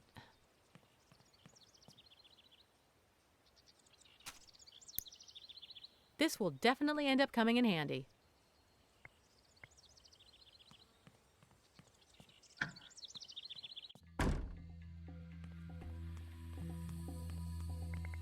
No, Bennett said he'd take care of searching upstairs. It might not be a bad idea to ask him how he's doing, though. What is it, Gina? Hey, about Chapman. Could you tell me anything more about Chapman's death? He had been fishing that day, but we know he returned here in mid-afternoon because he received a telephone call at 6:15 p.m. Is anything known about that call Chapman received the afternoon he died? I haven't figured it out yet, but what is clear is that the call was cut off. In fact, the line was cut off for a few days, and they came to repair it during the investigation. Now that you mention it, who investigated the case? In the beginning, the county sheriff, but then the military and the FBI took over and sent him home. Since the contact who gave me the keys to this place belongs to the FBI, I know the investigation was a mess, almost non-existent. Why was the investigation so sloppy? Kordsmeyer's death and Brian's trial had already stirred up too much of a fuss. Since Chapman's demise seemed like a clear case of suicide, with a gunshot to the temple and his own gun in his hand and no other signs of violence, the feds and army came in, they took a few fingerprints, a couple photos, rummaged through some drawers, and case closed.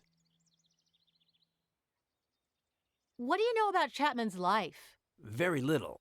He was born right here in Winkaping County. He loved sports. He was a calm and quiet man. His wife died a few years back, and he isn't known to have had any romances since. Why is the cabin so clean 6 months after Chapman's death? The cleaning lady has been coming in once a week because Chapman paid her for 6 months' work in advance, and her time's not up yet. Let's drop Chapman's death for a bit. Okay, any other questions? You know, about our objectives in this house. What did we come here to do? Our mission here consists of 2 parts. To find that message Chapman wanted to give the judge, and to look for clues which prove my theory that he did not commit suicide. Have we found any of the stuff we're looking for? Unfortunately, I haven't. However, everything seems to indicate that Chapman had a laptop here, which is now missing. Who took it? The military? The FBI? Perhaps, but it also could have been taken by the killer. Or maybe Chapman hid it himself. Good thinking, Gina. Good thinking. Do we have authorization from anyone to be here? Not exactly, but sort of.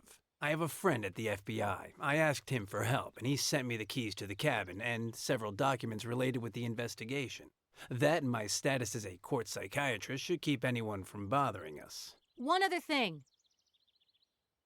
Hey, about Brian.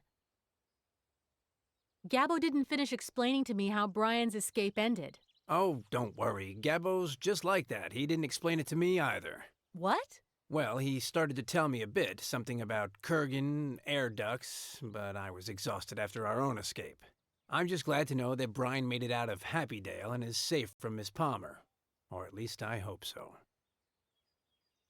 Can you tell me about how Brian is innocent again? Of course. He did not kill Colonel Kordsmeyer, but he must have witnessed his murder, which led to the shock, causing him not to remember anything. Somebody set it all up so that Brian would take the fall, and I suspect that somebody is the same person who was behind Chapman's fake suicide. Brian misinterpreted you and thought you wanted to send him to jail, right? He overheard me on the telephone talking about Kurgan, a murderer who was pretending to be insane, and he thought I was referring to him. But every cloud has a silver lining. Thanks to that mistake, Brian fled. Otherwise, God knows what Miss Palmer had in store for him. What is Miss Palmer's role in all this? To tell you the truth, I don't know. But I do know that she or whoever hired her is very interested in having Brian found guilty. You mentioned the recordings of some therapy before? Hypnotherapy. At my house, I kept the recordings of the sessions in which Brian got back some confused memories of Colonel Kordsmeyer's death through hypnosis. Let's talk about something else. Hey, about Gabbo? Why is Gabbo not in Happydale? Destiny creates strange bedfellows, Gina. Allow me to explain. The night Brian escaped, I stayed at work very late. And suddenly... Miss Palmer, you forgot how to knock before entering? I want Basco's recordings and the report. What? Got 3 seconds. 1. I'm not giving you a thing. 2.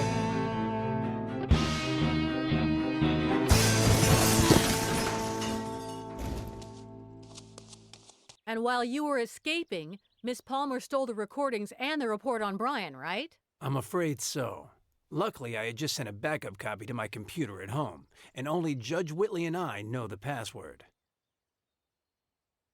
How did you and Gabbo escape from Happydale? Gabbo and I hid all night in an abandoned wing of the hospital, in a sort of old morgue. And in the morning, we snuck into the laundry truck, pretending to be janitors. What did you and Gabbo do after escaping? We went to my house to retrieve my recordings of Brian's hypnotherapy sessions. But when we got there was a very suspicious-looking car watching the front door, so we didn't dare go in.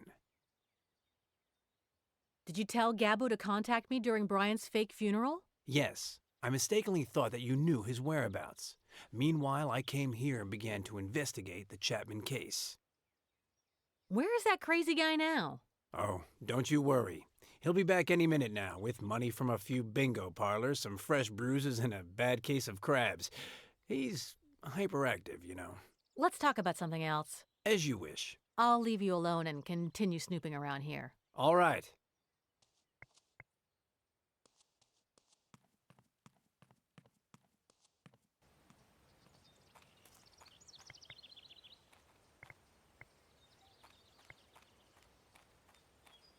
Darn, it's locked with a heavy-duty padlock.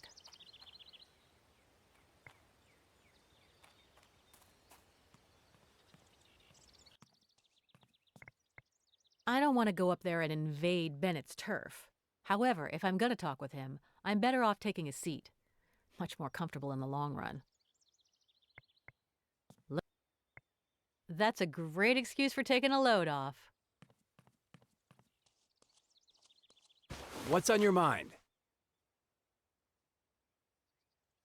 Say, about that shed, you wouldn't have those keys by any chance, would you? Yes, hold on. I'll toss them to you.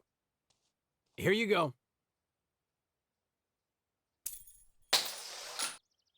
Damn, right under the kitchen cabinets.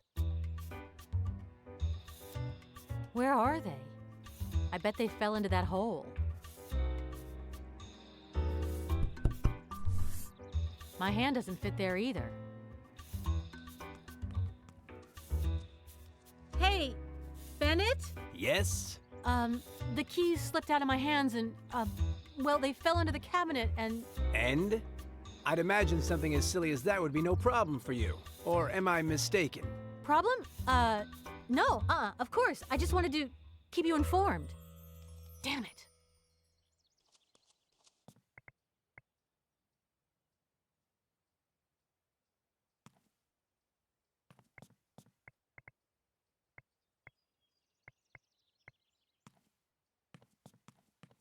That seems like a good idea.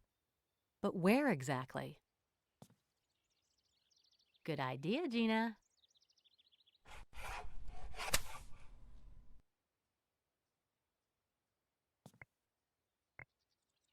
How weird, it doesn't have a stamp.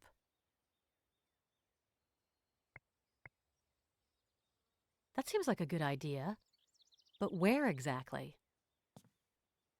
Good idea. That was a cinch. I knew all along I could nab him.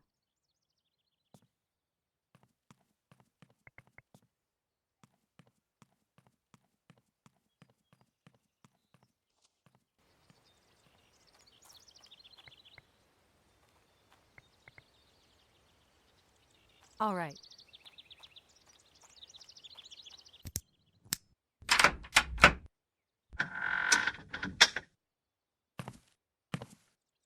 Yuck!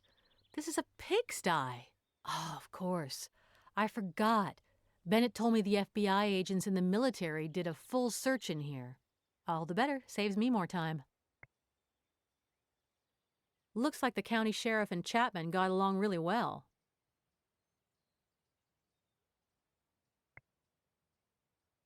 Another clue that Chapman did not kill himself. With such a nice rope to hang himself, why would Chapman commit suicide with a gun and stain those hardwood floors? Of course, men do have a thing for... Hey, wait. Why isn't there any blood on the floor of the cabin? This is getting more and more complicated. They have a dual visor, the normal part to cover your eyes, and the other, which, if I'm not mistaken, magnifies whatever you're looking at.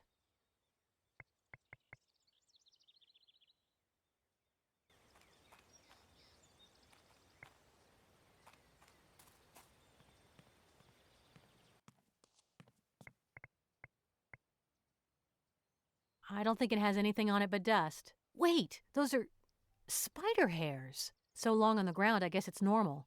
But what a frickin' huge spider, huh?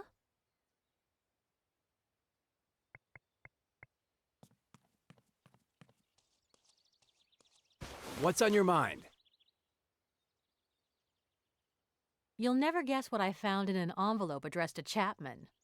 Surprise me. Does it contain some interesting document, perchance? No document. What a shame. But it has some tiny little hairs inside. Like a spider's. I grew up in the country, you know, and sometimes those... Spider hairs. I should have known. What? I have to talk to the sheriff. Thanks to the envelope, he'll give me the information we need to prove Chapman didn't commit suicide. You keep searching around. We've almost got it. Okay. Looks like it's my job to find the supposed message that Chapman left for the judge. Get to work, Gina. Now that Bennett's gone, I can check to see if he forgot to search anywhere. Shrinks can be so absent-minded, you know. It's not that I don't trust him. Why can't I get you to trust me? 'Cause you're a shrink. And what's that have to do with... When my friend Chapman died, I'm the one who found his body. I'm the one who informed the army and the feds. I told them Chapman would never have committed suicide. But did they listen to me? No. They took me off the case. They'd take care of it, but... Did they investigate? No.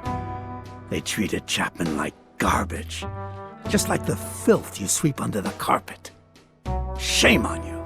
I swear I have nothing at all to do with any of that. And 2 days ago, the FBI calls me and says a guy will be coming to investigate Chapman's death. Do they reopen the case? No. We've got to keep it under wraps for now. I get all excited. I tell myself now they're finally going to investigate it right. I convince myself my friend's reputation will be cleared. But what do? Nothing! They send me a psychiatrist. A lousy shrink! Sheriff, you don't understand. No, you don't understand. You came here to tell me my friend killed himself because he was depressed or crazy or some other kind of junk. And you want me to cooperate? No.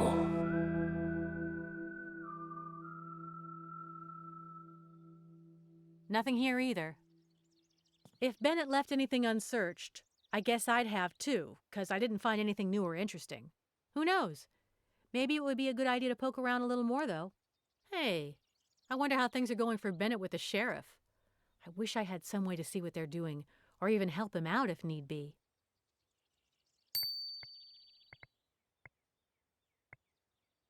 Bennett was right. I bet there was a laptop on this desk. The question is, where is it now? Hey, now that I've looked a little closer... What is that thing hanging there? Okay, it's a, what do you call it? According to old Granny Timmons, lots of people used to wear these. A locket.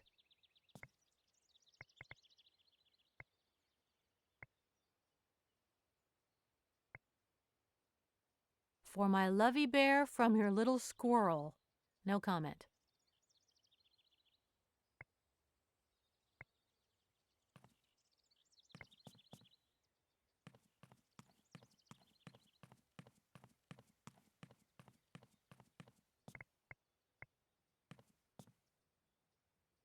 Seems to be in great shape.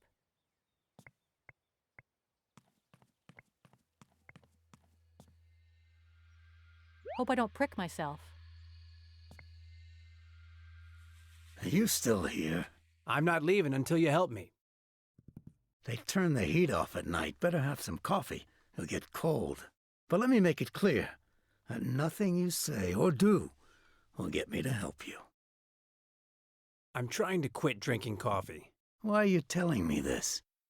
Don't tell me you want to sue the coffee companies, too. Or maybe you're just trying to play the martyr and butter me up so I'll help you. That's it. Well, no. Do you also believe Chapman didn't commit suicide? Also? No, I alone do believe Chapman did not kill himself.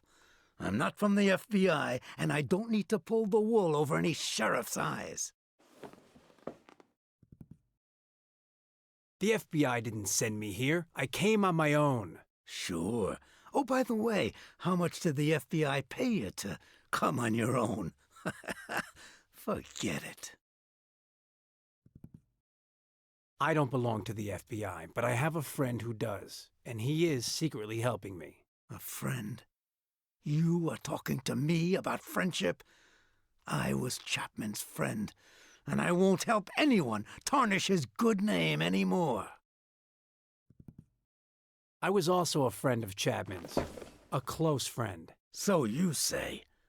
You want me to believe you? Well, then why don't you prove it? His wife Annetta had a very special nickname for him. What was it? Let's forget about the whole nickname thing for a while. I found an envelope at Chapman's house, and it contained some tiny spider hairs. Uh-huh.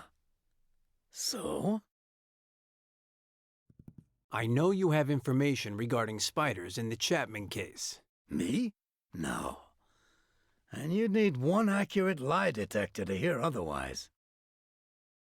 I'm offering you the envelope as a sign of goodwill. Let me guess. You need my fingerprints on it to frame me and take me out of the picture, right? Excuse me, but I can't accept that. We'll talk about the envelope later. Were you really such great friends with Chapman? He left me his fishing rods in his will, and now they're my most prized possession. Need I say anything more? Talking with you is exhausting, and I doubt I'm going to get anywhere for now. I hope Gina's doing better than I am.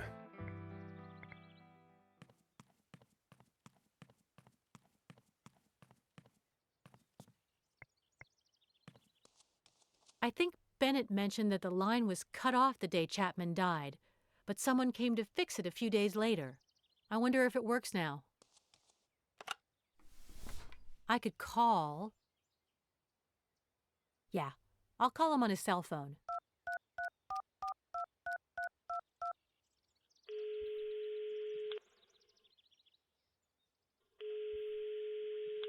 Hello, Gina. How's everything going, Doctor? Oh, wonderfully. Couldn't be better. I understand. You're up a creek, but you can't talk. The only problem is I can't remember our friend Chapman's nickname. The one his wife used to call him. You know. Oh, you know that head of mine. How's the sheriff doing? Oh, he's a great guy. Very pleasant and friendly. Okay, so if he were any unfriendlier, he'd be an attack dog, or worse, a bone? You said it. Have you managed to get any information out of him? Not yet, but I feel optimistic. The sheriff is helping me a whole lot. I get it. The jerk won't give you a shred of evidence. Yes, exactly. Very generous of him. Maybe I could convince him. After all, I have worn a sheriff's uniform before.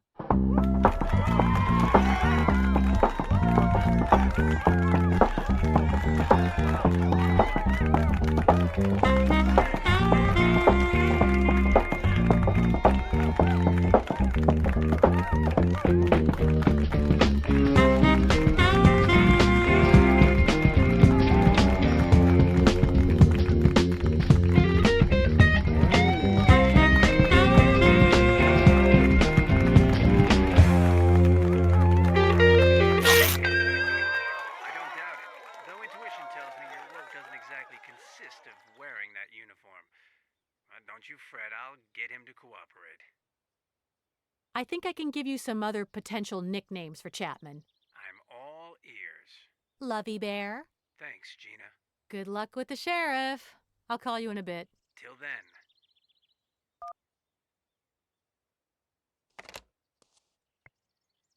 Are you still here?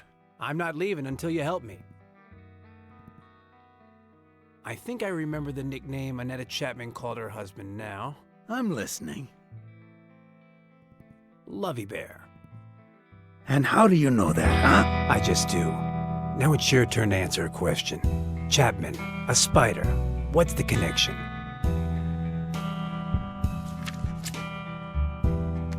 Look at this. Chapman's arm. I took it when I found his body. I showed it to an entomologist in town, and it looked strange to him. He couldn't tell what kind of spider caused the bite. Well, now he can. We have to take him the envelope.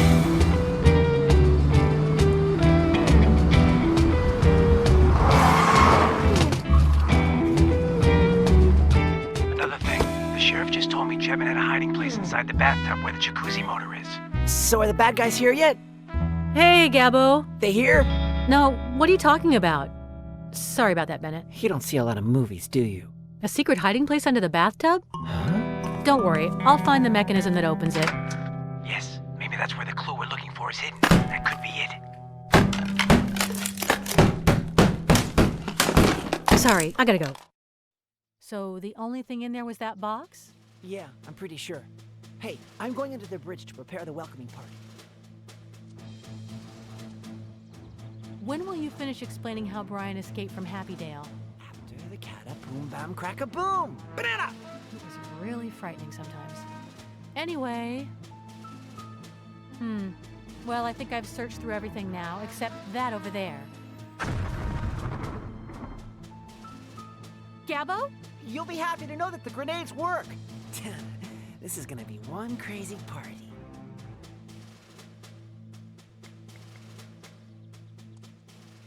I'm not interested in the cartridges, but those things, what great memories they bring back.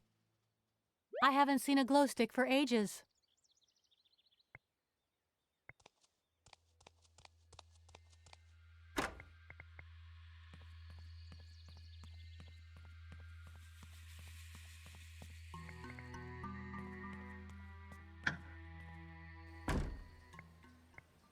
Yes, now it'll be a piece of cake.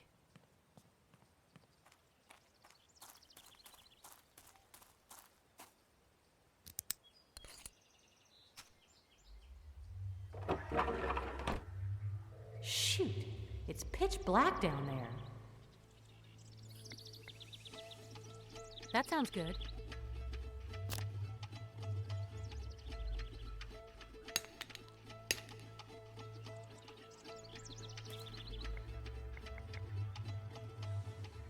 Okay, ready.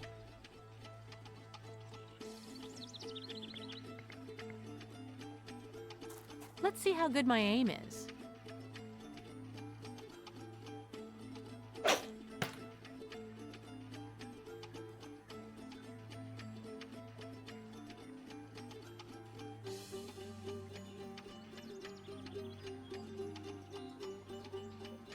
I bet I'm the first person ever who's happy to have caught a boot while fishing. Seems like there's something inside. Well, how about that? A laptop computer.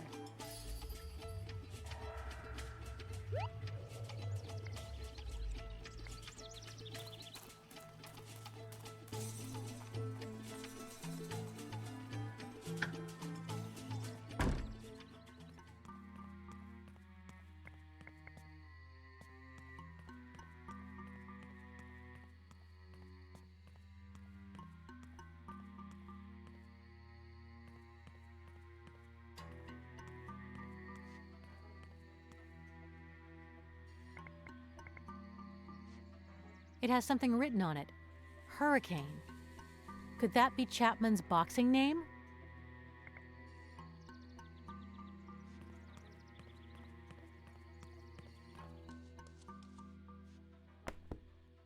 Let's see if I can have it ready for when Bennett returns. What do you think? Can you see anything? Effectively, gentlemen. The spider that was inside the envelope was an actual Madagascar queen spider. I don't need to tell either of you just how far away Madagascar is from here. And that the spider couldn't crawl here on its own. Effectively. Poisonous? But not deadly. Its venom paralyzes the victim for hours and is then slowly metabolized by the body without leaving a trace behind. That means that Chapman was paralyzed when he died, which completely rules out the suicide theory. Doctor, you've earned this. Honorary assistant sheriff. It belonged to Chapman. Effectively. A Madagascar queen. I should have expected that. And this wire...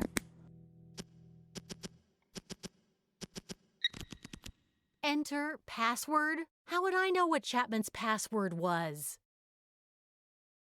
It's written on his boxing gloves, so maybe that's it. Excellent. Loading. National Security Database. Eliminator Agent TV3968. Agency requires Level 4 clearance. Name, Andrea Hickok. Alias, Tarantula Jane Eyre. Date admitted October 27, 2003. Date dismissed June 25, 2006. Missions, your Level 3 access code does not allow this information to be displayed. Reasons for dismissal, your Level 3 access code... What's this email message? Looks like it hasn't been sent yet. From Jerome D. Chapman to Judge Latricia Whitley. Subject, Basco innocent. I've attempted to reach you by phone, but your secretary has become an insurmountable barrier to our communications. I need to make you aware of the following facts. 1. Colonel Kordsmeyer has been embezzling funds from the U.S. Army, acting behind the back of his own country. 2. During his mission on Mala Island, he had some highly qualified mercenaries under his command, and their leader was a bloodthirsty woman, a former agent for the government. Her codename is Tarantula. 3. Right now, all we know is that she was an AE, Agent Eliminator, who specializes in the method known as tossing the hot potato. In other words, don't be surprised by this. She eliminates the target by getting an innocent bystander involved as a scapegoat. 4. In the case at hand, the innocent person in question is Brian Bass. Let's finish this mail, and Dr. Ian Bennett will corroborate the veracity of this story. So then, I hit the send button and... Now I understand everything. Hmm? Judge Whitley just called me, wondering how the deceased Chapman was able to send her an email message mentioning my name and Brian's. She gave me an appointment tonight at my own apartment in New York City. Okay then, let's go there immediately. Soon. But first, let's do justice for Chapman. Let's reenact the crime. After seeing Tarantula's profile on the web, Chapman started writing an email message to Judge Whitley about how Brian is innocent when the phone rang. It was Barry, the old guy from the gas station. He said there was some strangers asking where Chapman's cabin was, but then the line was cut off, as well as Chapman's internet connection. Fearing the worst, Chapman grabbed his laptop.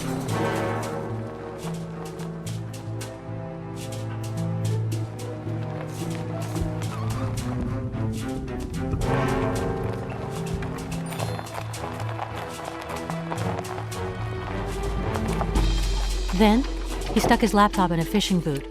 He hid it in the well, and after that, he came back inside. And waited.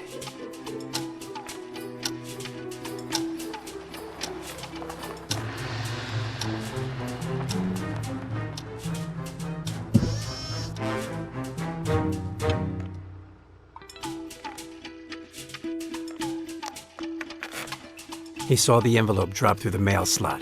He opened it, and the spider bit him.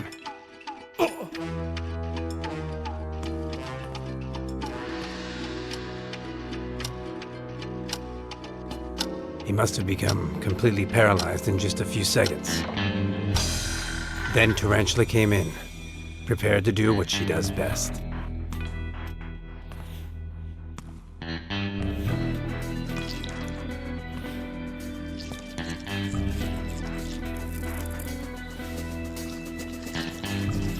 She took his hand, held the gun up to his forehead. And then, bang! Bennett! Get down! Bennett! It's too late! Go start the car!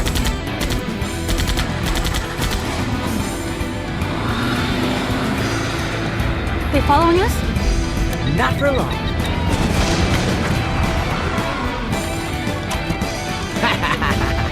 Banana! Poor Bennett. Wake me up when we get to New York. No way. You've got to tell me how Brian escaped from Happydale. Banana! Now, where were we? Following your escape plan, Brian climbed into the ventilation ducts, but then he came across Kurgan's decapitated body.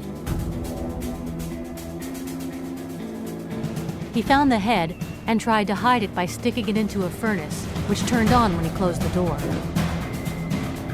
The head was reduced to ashes and then he came home to Daddy. Even after dying, that psycho's managed to screw everything up for me. Now how do I escape? The cards are in your favor. Improvise. Come on already, Gabbo. Can you stop it with that line, please? Improvise. You and Kurgan are almost the same height, and you have the same build. What would happen if they found his beheaded body dressed in your clothes tomorrow? What? I can't do that. Kurgan's back is hairy as an ape. They'll recognize him in a second. Do some hair removal. What about his freaky long fingernail? They'll know it's Kurgan as soon as they see it. Trim it. And I have a tattoo on my ass. And he doesn't. Draw one on him. What about his blood type, his shoe size, his DNA? Go to Bennett's office and switch the medical files. Try to think on your toes, Brian. You know, in the end, it'll turn out you're right. Kurgan's body could pass for mine. If I switch his medical records with mine, cut off his disgusting fingernail, copy the tattoo I have, well, near the small of my back, wax his shoulders, and set things up in such a way that they decide not to look for his head or suspect foul play when they can't find it. That way they'll think the dead body's mine and... Nobody looks for a dead man. But make it snappy, Basco. Remember, either you're escaping at 12 midnight or you're not escaping at all. What came after entering the casino? Go into the air ducts through the vent. About that tattoo of mine that I have to draw on Kurgan. Since you're so good at that artsy-fartsy stuff, why don't you paint it? Forget it. I don't see myself looking at you on all fours and me painting Kurgan's behind. Well, that's kind of the idea. No way. $1 billion. They say I killed a guy once who rambled on and on about something for too long. You think it's true? All right already. I'll stop insisting. Do you have anything that might pass for a tattoo? No. But I'll listen to any and all ideas. Add $1,000 to the $2 grand I already owe you. Done. In the third drawer of my cabinet, there are some artist pens. Grab a 0.005 and it should pass. Too bad I don't have a 0.037. I love deals with friends. You know, I'm not going to bug you anymore about this tattoo business. My unstable mental health will thank you for that. Why do I have to wait to escape right at midnight? Because it is right then that the guards by the entrance change shifts. You'll have a little more than 37 seconds to slide down the cable with no fear of being seen. I'm going to keep planning my escape, Gabbo. Good for you. Well, like Gabbo says, I'll have to improvise.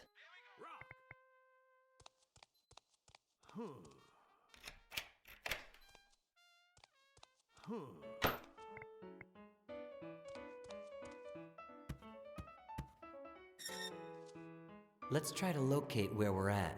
For now, I've figured out where the casino is, as well as the central fan and Kurgan's final resting place. And yes, I believe I can find my way to Bennett's office. Ready. Yes, let's get to it. Huh? Oh, what's this?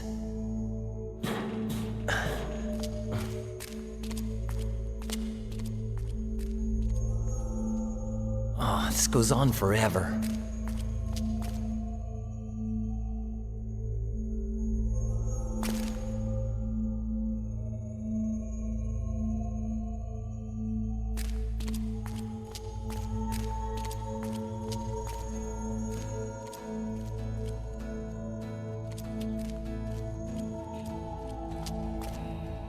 Oh man, it stinks in here.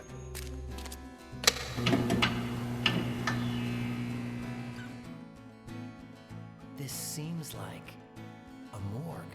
Well, this sanatorium has been around for more than a century, so I wouldn't be surprised if this room had originally been used as a morgue. An emergency room, or who knows what else.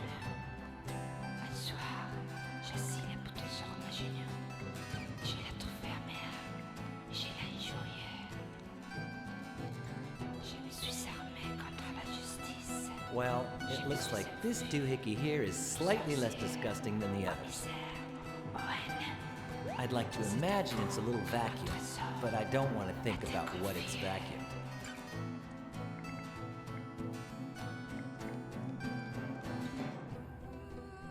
I'd rather not think about the types of therapies they use them for.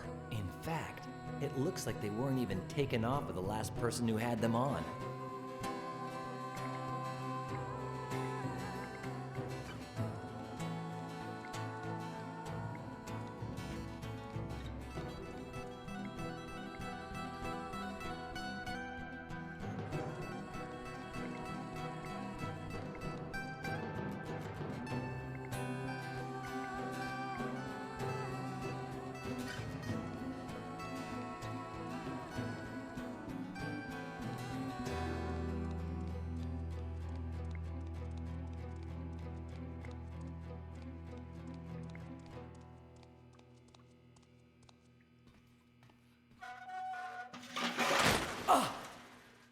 Yowza! That was so rusty it just fell apart. Great.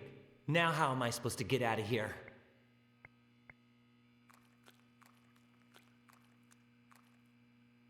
Wow, what a strange shape. I don't even want to imagine what it's for. It looks so new compared to the rest of the room. Maybe they brought it here to clean things up, but changed their mind in the end. It's not even dusty. Go figure. There's an iron bar inside. Shoot, it's so stuck, and not even the Hulk could remove it. Great idea.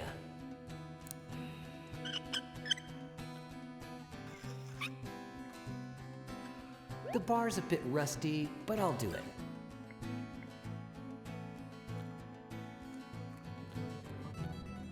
Okay.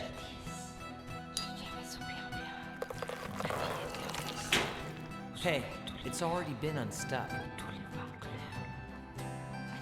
If I did that handiwork, I would have a trampoline. That's it. Now let's get out of here.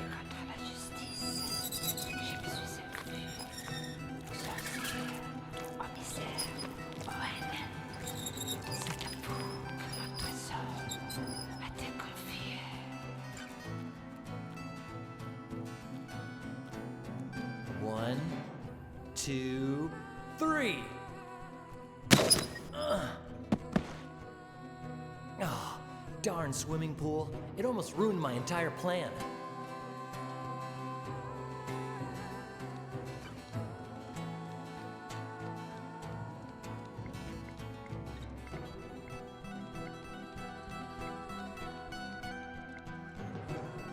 Good. Spick and span.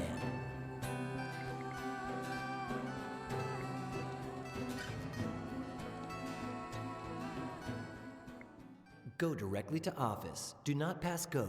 Do not collect $200. Runny, it's Bennett. How's everything going? Me, I'm the same. My work isn't nearly as secretive as yours. I was just calling to say thank you. I got the package with the things I asked you for. Yes, it's all there. The photos, the keys, and the instructions to get to Chapman's cabin. Chapman? Why does that name ring a bell? Yes, I'll try to go this week. I owe you one, Ronnie.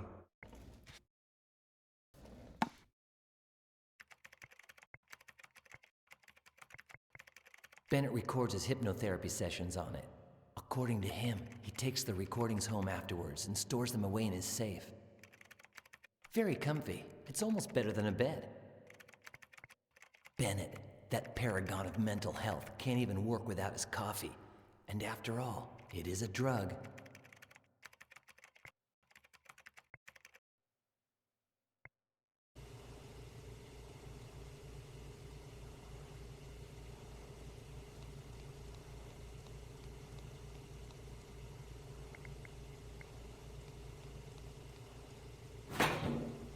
No trace of Kurgan's head left in there.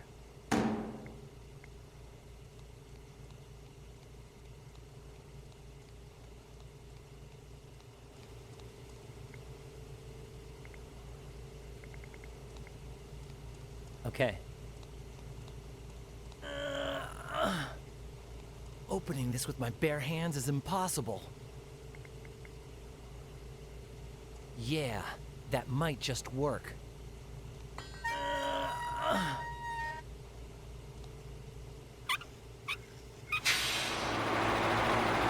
Yes!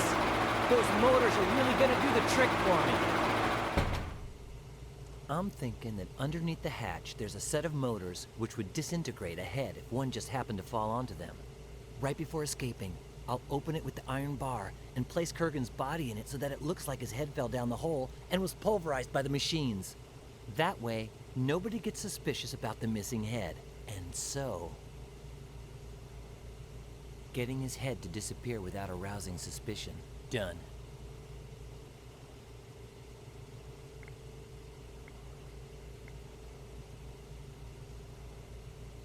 Yeah, this knife blade is big enough to cut through a fingernail like that.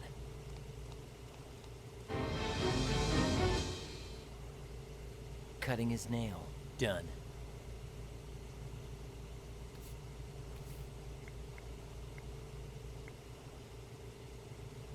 Yeah, the artist's pen will be perfect, but I'm not sure what my tattoo even looks like. That's the trouble when they put it on your butt.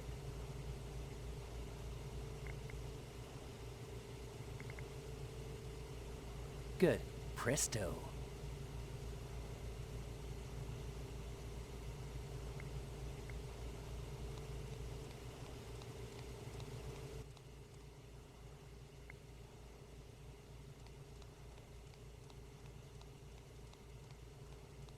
But wait, the not-so-nice part is that I'll get a nasty burn when I take it out. No, wait, I have a funnel.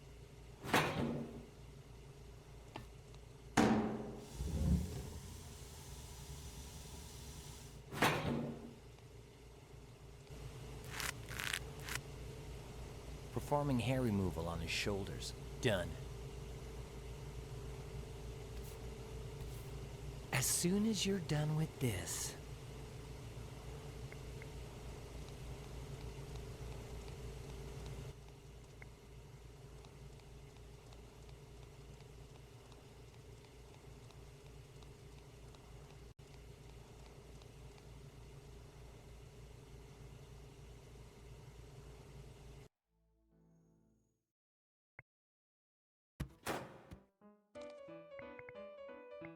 Some people use it to photocopy their butt. Wait, my tattoo. Hey, you peeping Tom. I'm about to drop my trousers here. It would be such a nice touch if we could just imagine... a curtain, let's say. Great. Now I feel a bit more comfortable with this.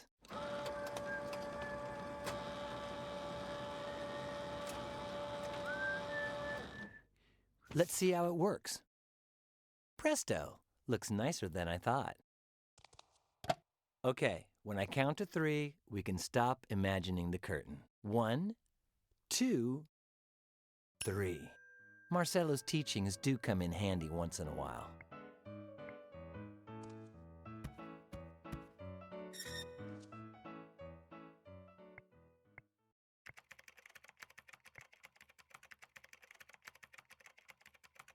And why not? Looks like a Martian invention.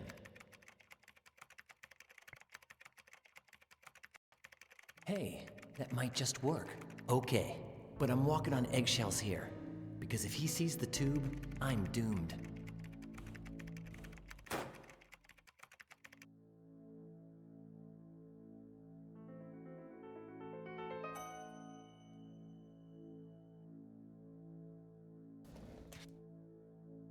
That's strange. I really gotta stop drinking this stuff. Now!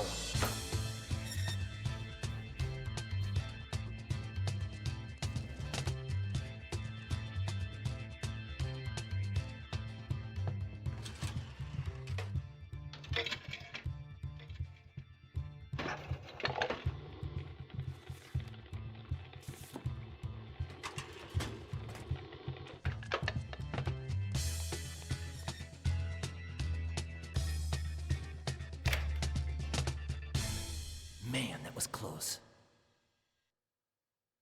Switching his medical chart with mine. Done.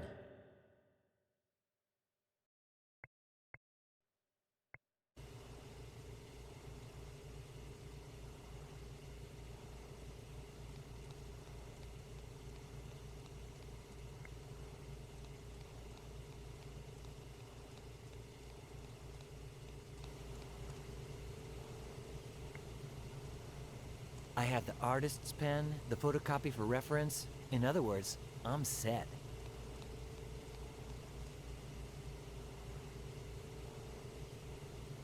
Switching his medical chart with mine. Done. Cutting his nail. Done. Copying my tattoo on his butt. Done. Performing hair removal on his shoulders. Done. Getting his head to disappear without arousing suspicion. Done. Kurgan has now been fully Brianized. Finally, anyone who sees him will be 100% sure that Jacob Kurgan's corpse is actually Brian Basco's. I still have to switch my clothes with his, but I'd better wait until I'm ready to escape. Now I just have to figure out how to slide down that cable on the roof. Okay, but after seeing what happened to Kurgan, I think I'll take ladder number 1.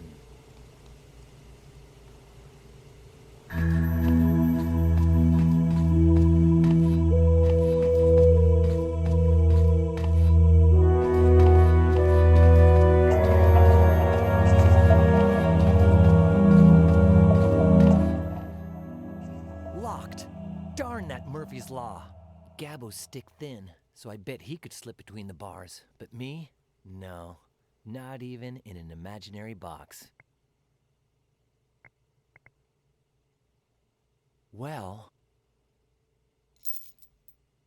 done.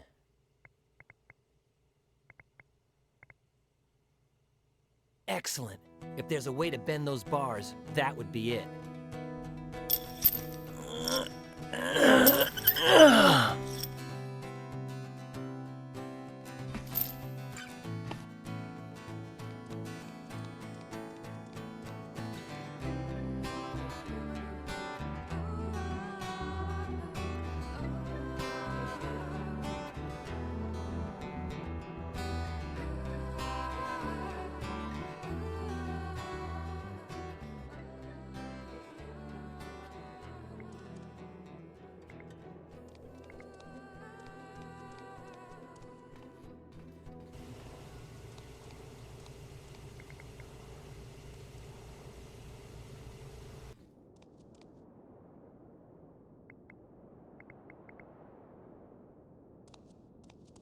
That's the cable Gabbo was talking about, right?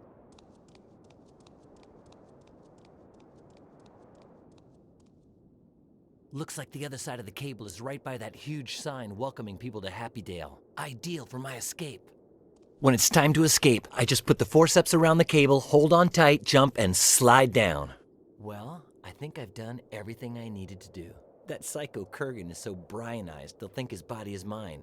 And besides that, I know how to slide down the cable on the roof now. I'm gonna go back to my room to wait for the right time to escape. When the sun goes down, I'm free as a bird. Nothing's gonna stop me from escaping. Stop right there! Hold him down, Ernie. Your pleasant little stroll is over, Basco. Hey, Miss Palmer. Basco's all worked up. He needs the anesthesia.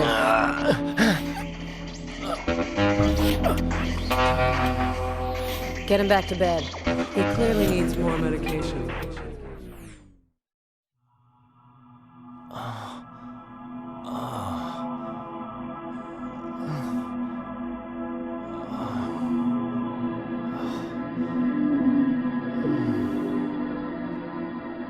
That crazy chick force-fed me some nasty meds.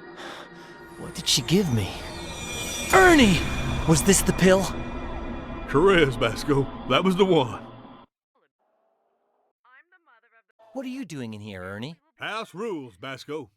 If the nurse on call has to leave, it's my job to come on in. I'm surprised you haven't figured this stuff out yet. Wouldn't you like to take a peek inside Miss Palmer's purse? Take a peek? In her purse? No. Can you guess where, though? What are you writing? Rebuttals against dumb stuff people say about Elvis. Like what? One says Elvis was killed by an FBI gnome. That can't be true, because to get into the FBI, you have to be at least 5'3". Keep writing, Ernie. Will do, Basco. I have to find out what the effects of neuroshotgun are. I can't risk losing it when I'm escaping from this place.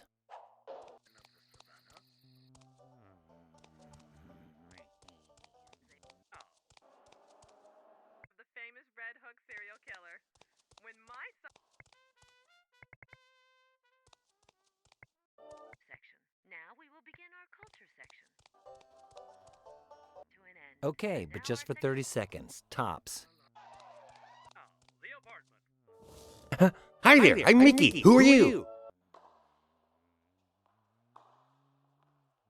The Dean of the School of Pharmacology. Dean Roberts? Whoa! But you look like a kid. You like television, don't you? Yeah, but since yesterday they've switched the programming on all the stations, and there's a bunch of things in the ads that seem like they're from another planet. You look nervous. Of course I do. In 5 minutes is the last episode of Barbara's Crest, and as soon as it's over, I have to rush my butt over to the university to take my Pharmacology 3 exam. It's like the most important day of my life on 2 totally different fronts. Wow, Dean Roberts, the exam is far more important than the series, no doubt about it. Let me ask you something about Barbara's Crest. Okay, but careful, because I'm the show's biggest fan. How many episodes of Barbara's Crest have there been? Today's will be number 2138. It's the longest-lasting series in the history of television. Which of the series' features would you say has made it so successful? The fact that it's so realistic, like politics. Everything's a lie, but somehow they get you to believe it. Who's your favorite character? I guess it's Reginald Bone III, the Bannister family's dog. Because all around him, people plot lies, embezzlements, vengeance, betrayals, extortion, incest, mutilations, ostracizing, murders, empire takeovers, and radical cosmetic surgeries, and he never loses his cool. Talk about composure. Sometimes I think he's made of plaster. Do you remember any part of the plot that stands out from the rest? Oh, yeah. Like when Anne Virginia walked in on Minerva Calixta Hastelfield while she was in bed with...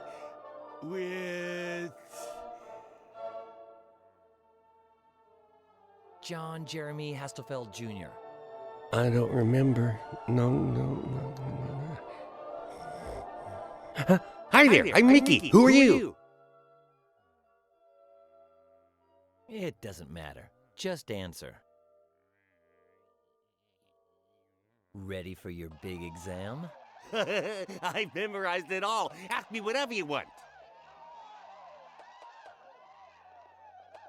So what the heck do I ask you?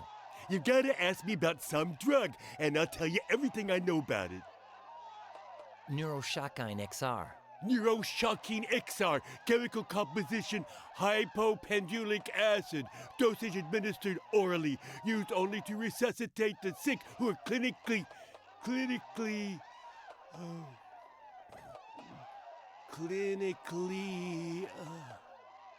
Dead. Dead. In any other type of patient, it causes acute neural excitation, which results in attacks of extreme violence in the patient, which... What? Miss Palmer gave me pills to make me ultra-violent? Yes, of course. That knife under my pillow was her doing. That's how she knew about my candy. And then she wouldn't give up until I took those pills. Is she trying to get me to kill someone? What for? Does she hate me that much? The important thing now is to find some sort of antidote. Which can only be neutralized by taking... A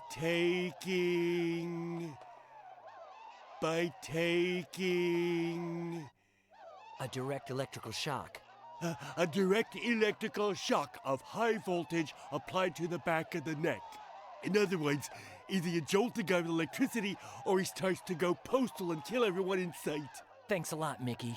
You just saved my life. Next question. An organization of the Sandretti family who... Punk serial killer.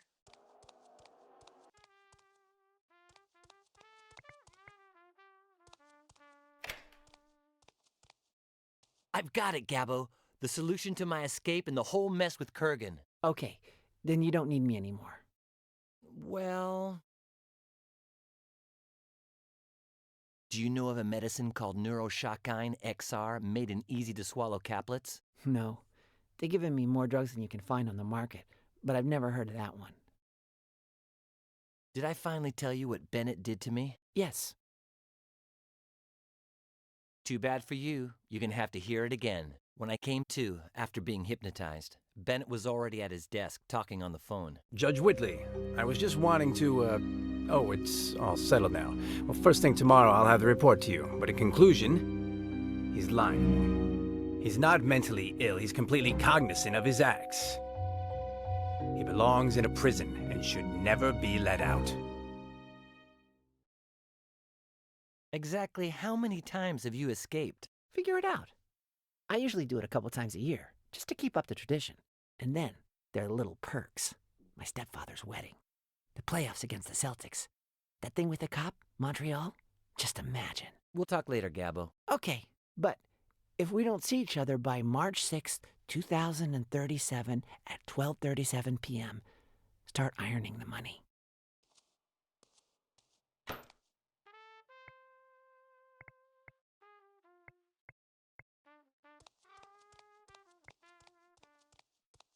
From our archive of film classics. They're probably worthless, but just in case, I'll hold on to them. From our archive of film... Can you lend me the taser inside of Miss Palmer's purse? Basco, I never took you for a thief. A nutcase and a murderer, yeah, but not a thief. Come on, dude. She's not gonna notice. I'll give it back to you later. Ernie don't sell out for nothing. Well, maybe for cash. Keep writing, Ernie. Will do, Basco. Man, after what he told me about all of the gold in the world. Ernie, do you think the casino chips Gabbo gave me are fake? I doubt it. How much are we talking about here? $125,000. $125,000? I'd like some of them chips myself. Yeah? Well, go figure that they're not at all that appealing to me. I'd even give them up in exchange for, I don't know, a taser gun?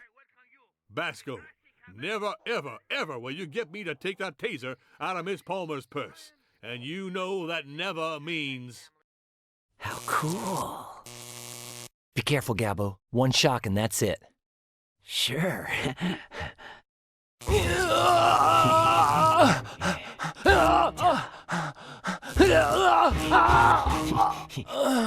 Basco?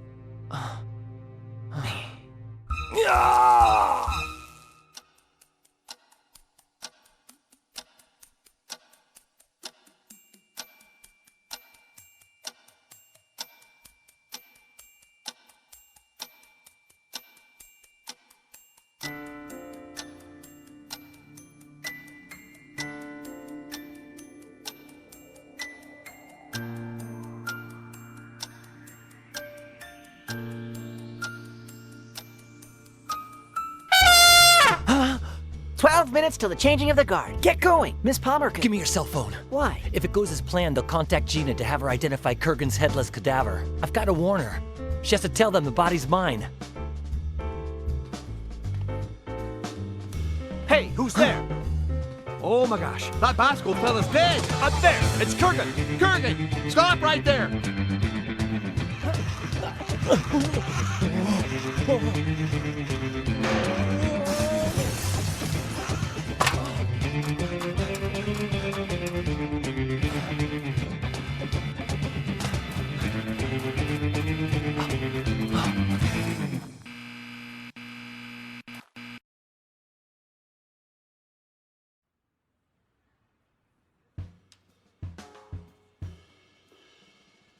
At last, Bennett's apartment building. Shouldn't be too hard to find a fire escape to get up there. I'll go up to his penthouse, steal the recordings of my therapy sessions, and find out what happened on Mala Island once and for all. Okay, now!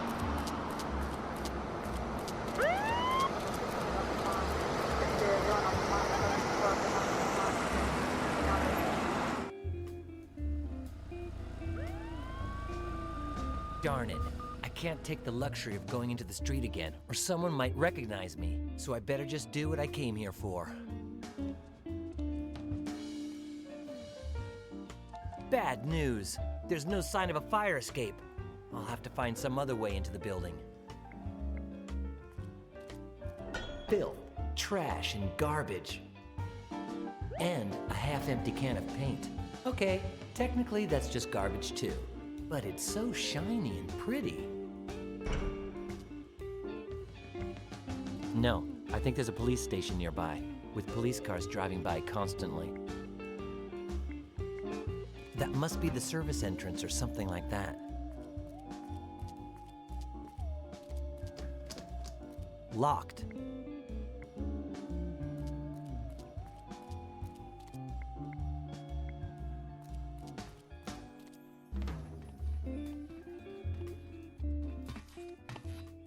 The end is here. Have a nice...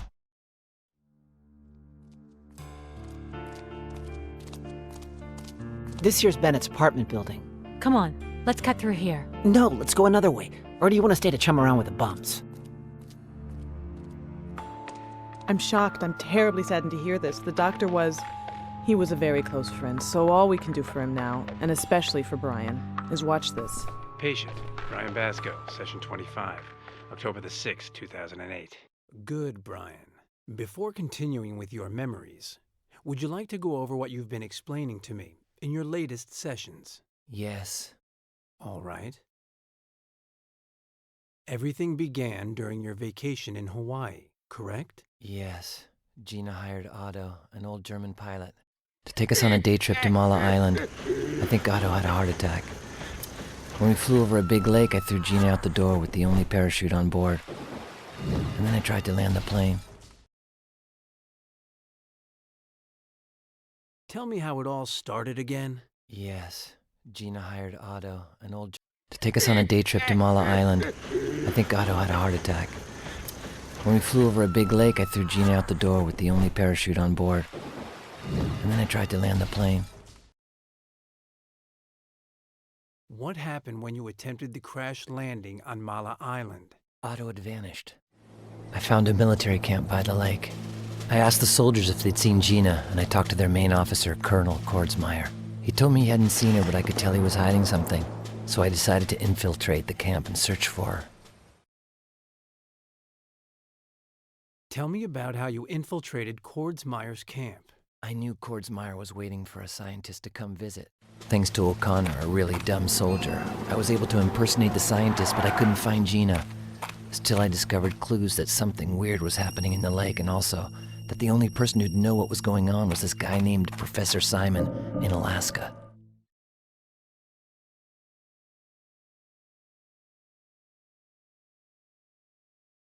What was the relationship between Gina and the extraterrestrials? When Gina fell into the lake, they rescued her and took her to their ship.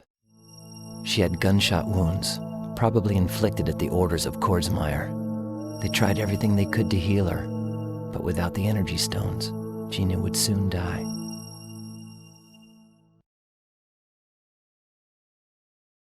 Tell me about your trip to Alaska. When I found Professor Simon's house somewhere in the middle of Alaska, he told me the unbelievable truth. At the bottom of the lake on Mala Island, there was a spacecraft from the planet Trantor. With the help of an alien accomplice, Kordsmeyer stole some energy stones from the Trantorians, and without them, these aliens would die for sure. He would only return them in exchange for a technologically advanced Trantorian weapon. Do you still believe there were extraterrestrials on Mala Island? When I found Professor Simon's house somewhere in the middle of Alaska, he told me the unbelievable truth. At the bottom of the lake on Mala Island, there was a space... Did you get the extraterrestrials' energy stones back? Getting the stones Kordsmeyer had stolen was impossible. But with some friends' help, I found another piece of Trantonite. It had been hidden for centuries in a pirate ship at the bottom of the Pacific. I got that stone and returned to Mala Island. Okay, Brian. I guess this is about as far as we can go with our review of prior sessions. Let's delve into unknown territory at last. In the fantasies that your memory seems to recognize as reality, did you manage to deliver the energy stone to the Trantorians and save Gina's life? It's all a bit confusing. Just try, Brian. Did you get to the lake without being seen by the soldiers? Yes, there was a turtle. I followed one of them in order to sneak onto the ship, but Kordsmeyer, Tarantula, and their troops were a few steps ahead of me. I took out one of the guards and put on his uniform, but then they saw me. To reach the heart of the spacecraft, I was going to have to do it the hard way.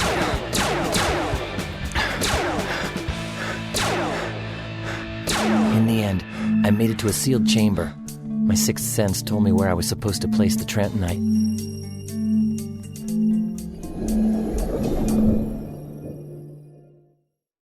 And that's how I managed to get the Trantonite to Alpha, the leader of the Trantorian ship. It's fascinating that your mind is able to believe all of these wild adventures, Brian. Let us continue. Did it take Alpha long to get his strength back? Not long at all. In a matter of minutes, he went from being half dead to being completely healthy.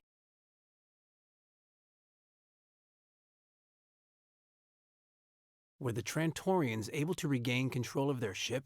Yeah, Alpha woke up the rest of the crew. And they attacked the soldiers and took Kordsmeyer prisoner, as well as Tarantula and the alien trader who'd stolen their energy stones.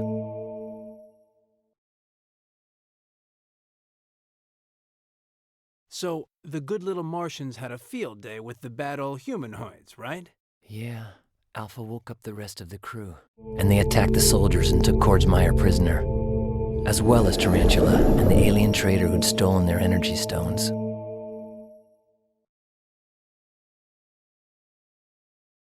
And then what?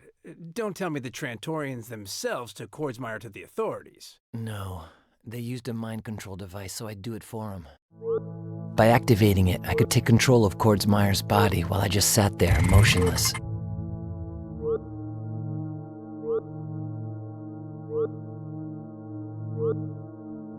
And by controlling the Colonel, I could make him confess his crimes to his second-in-command, Lieutenant Colonel Jerome D. Chapman, who would no doubt arrest him. I had to do this fast, because after 1 hour, the person using the mind control device loses his powers and the device disintegrates.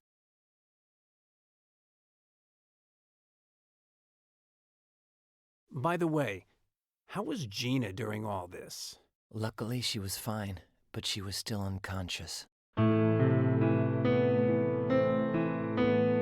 Alpha told me she would still take a while to wake up, and that afterwards she wouldn't remember a thing.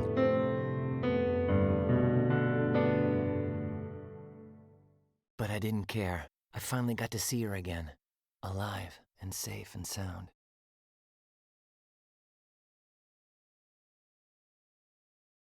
They said that Earth had become too hazardous for them, and that they would never return. They vanished in utter silence. Nobody saw them appear, and nobody saw them when they left.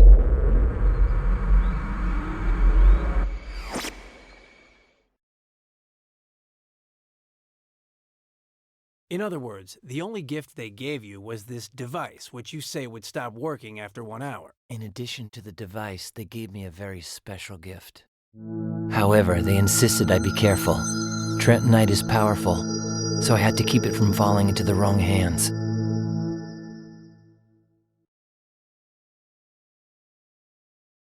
Let's go over everything again. The Martians gave you the Trentonite and a device to control Kordsmeyer's brain with, and then they left. And what happened to all of you who were inside the ship? Alpha told me the soldiers would be beamed back to the military camp, and that all of their memories about the spacecraft would be erased instantaneously. As for me, I appeared inside of Colonel Kordsmeyer's tent. I could still control everything he did. I could see myself holding on to the mind control device. Then I remembered what Alpha had said. I had 1 hour to make sure Kordsmeyer was put in jail before the device would disintegrate. Just 1 hour. How am I going to do this? I've got to get Kordsmeyer and Tarantula arrested. But as soon as that happens, then Trentonite will probably get taken away. I'm not sure how I'll set things up, but within an hour, the Colonel and his mercenary will be behind bars. And my Trentonite will be in a place where nobody can find it but me.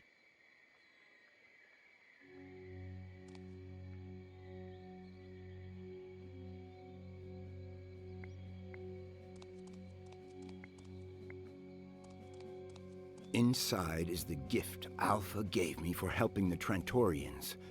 A piece of Trentonite, the only one left on Earth. I'll take it.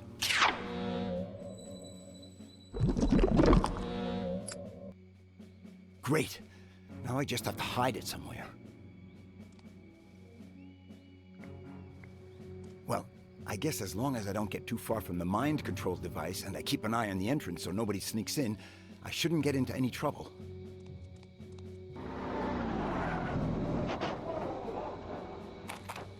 Marine Zachariah O'Connor at your orders. My colonel. My sir. My. Semper Fi, sir. Oh, how nice. I'm here, my sir. Colonel. I would have never guessed. Dang it, sir. I mean, I'm not there anymore, my colonel. Unbelievable. And where is there? There, sir, my colonel. Where their mission is. Look, soldier, let's get things straight. Do you even know what Semper Fide means? Yes, sir. If you yell a lot, it means you're a Marine, sir. I yell it when I don't know what to say, my colonel. Semper Fi. Semper Fide means ever loyal. Why, shoot, sir. You just described me. I'm as loyal as a dog. Marine Zachariah O'Connor, always loyal. What is that mission you were talking about? Shoot, sir.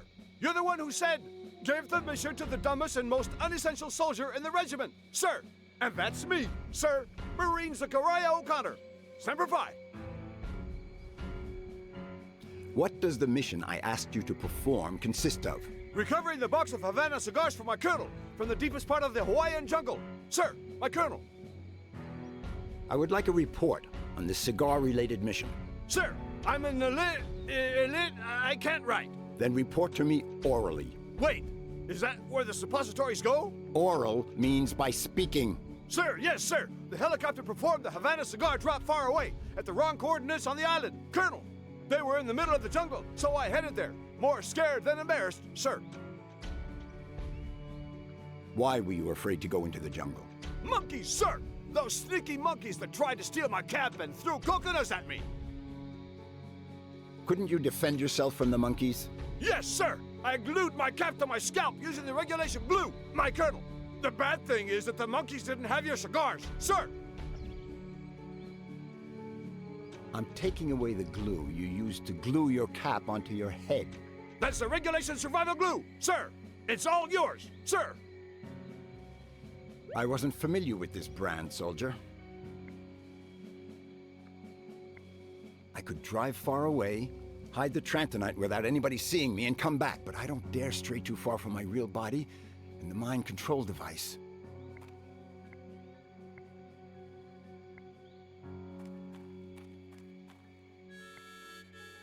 There are several boxes in the back.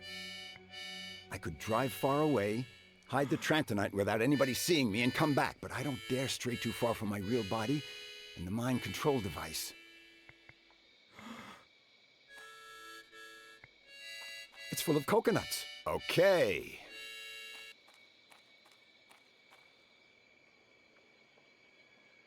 They grow some fine coconuts around here. It's twice as big as the ones they sell at those upscale supermarkets in New York.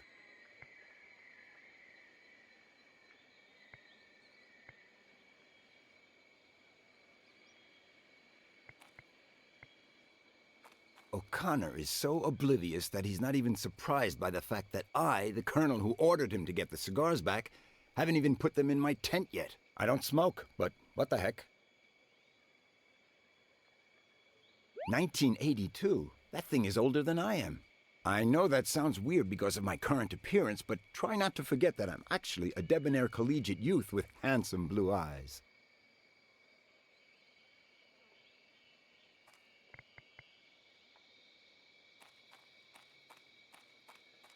Soldier, your courage, valor, and intelligence will not go unrewarded. Would you like a cigar? Yes, sir, my colonel. Thank you. Enjoy it, soldier.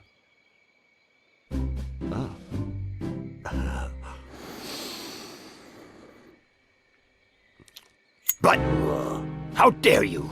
Smoking in the presence of an officer. Are you looking to be court-martialed? I will turn a blind eye to your lack of discipline because of who I am.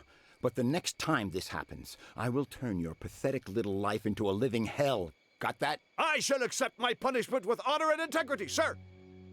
Okay, I confess that was a bit cruel of me, but Kordsmeyer's body seems to have kept a grip on its innate rage and evil disposition. And I just had to get it out somehow.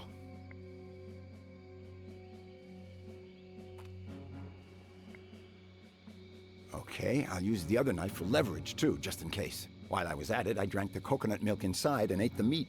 It was amazingly tasty.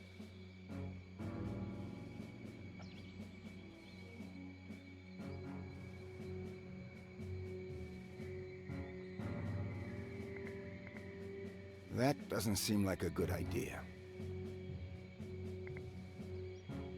Not the best hiding place in the world, but at least it'll be out of sight and has a protective shell.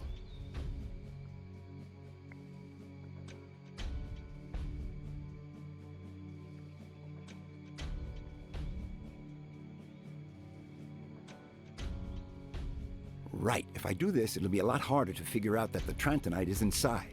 In any case, I still have to find a way to keep the soldiers from finding it when they come to arrest Kordsmeyer.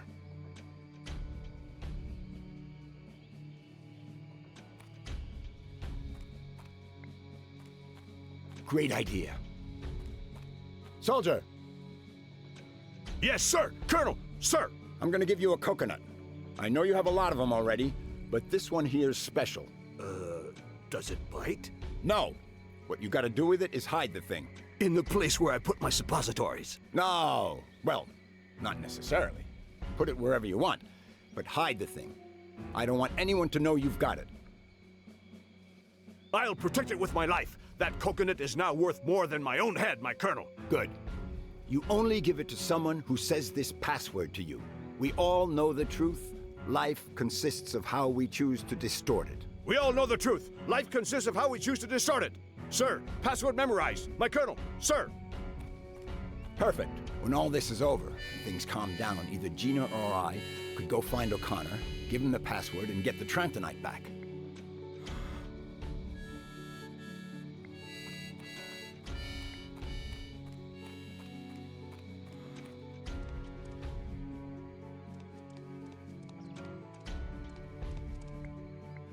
Excellent idea. Maybe I'll find some files that demonstrate Kordsmeyer's fraudulent activities to help him get arrested.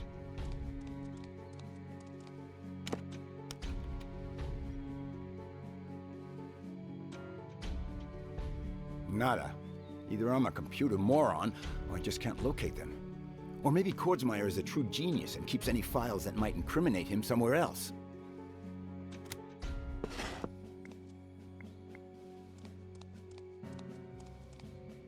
Let's see now.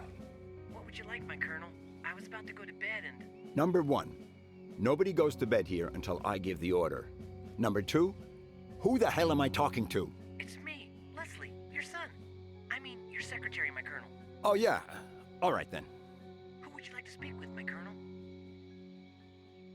Get Lieutenant Colonel Chapman on the horn. As you wish.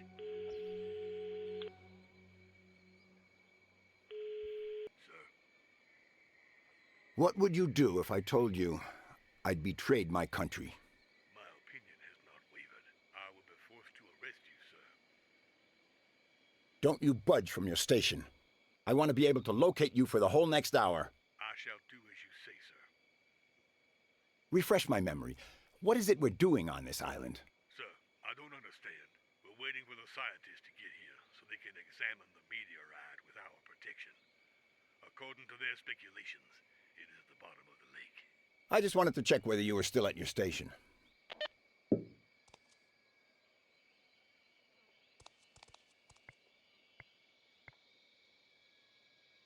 Well, not that I care much, but it may be a good way to get rid of all the evidence that the Trantorians ever visited this pretty little island. Let's see now.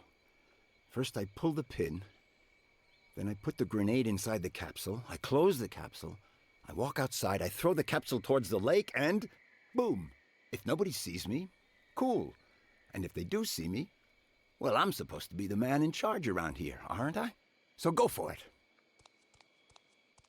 Gentlemen, you have to be extremely careful when handling grenades. Never, I mean never, in any case, pull the pin before the right time. Oops. A grenade with a USB connection. What'll they come up with next?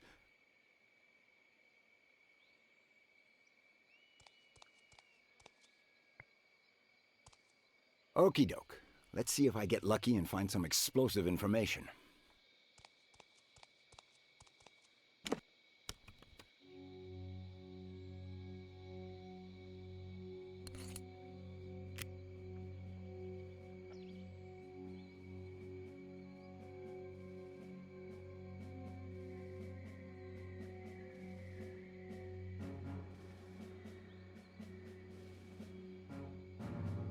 I hit the jackpot. The USB grenade contains information on lots of different fraudulent activities Kordsmeyer has taken part in. The money he embezzled from the military budgets, hiring Tarantula. There's enough in here to get him to rot in jail for a couple of consecutive life sentences.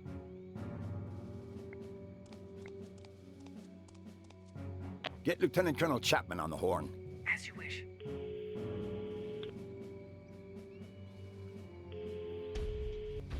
Lieutenant Colonel Chapman, come to my tent immediately. I order you to arrest me, along with Tarantula, my accomplice, for the crimes of embezzlement, fraud, and abuse of power. Since I may eventually deny all this, let me mention that the documents which prove it that... Keep still, soldier boy.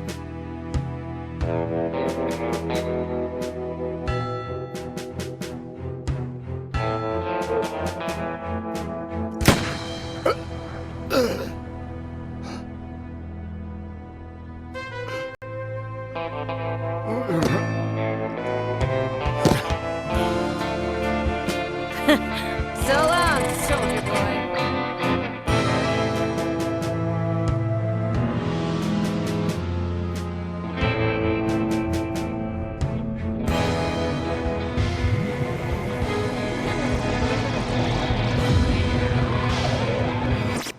After hearing Brian Basco's deeply buried and confused memories, these are my conclusions regarding what really took place on Mala Island. The Army arrived to provide backup for a scientific operation, observing the falling of a small meteorite in the central lake on Mala Island. With the help of the mercenary, who Basco refers to as Tarantula, Colonel Kordsmeyer intended to steal the core of the meteorite, or in other words, the Trantonite, before the scientists arrived.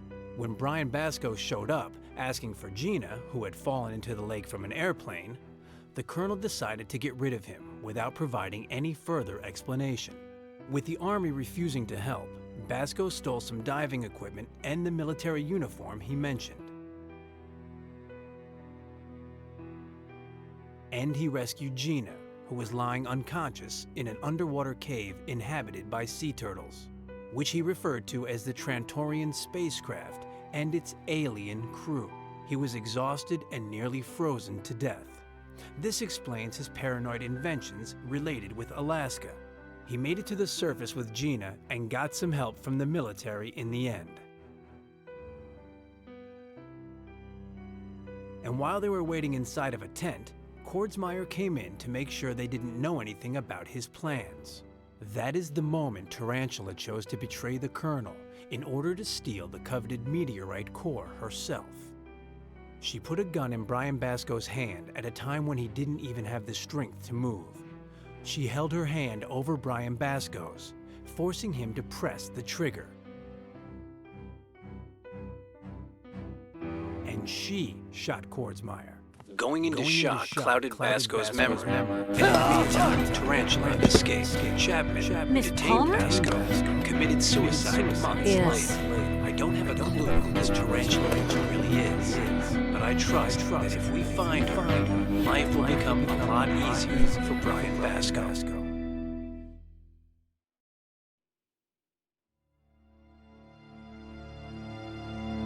Allow me to explain the situation to you, Judge. You will write up a report declaring Brian Basco guilty, based on the evidence found by Dr. Bennett. That evidence doesn't exist. It does. The recordings from the hypnotherapy sessions, Chapman's email. Both prove he's innocent. They'll never know. Tonight, Gina Timmons will force open the door of this house and she'll destroy all the evidence. You'll never get that report, even if you threaten to kill me. You're already dead. After destroying the evidence, Gina will shoot you 5 times, point blank. After that, she'll take the gun, put it in her own mouth, and... Have you no scruples? You planned it all out? Not everything. My dilemma, dear Judge, is whether to order 2 coffins or 3. Start writing.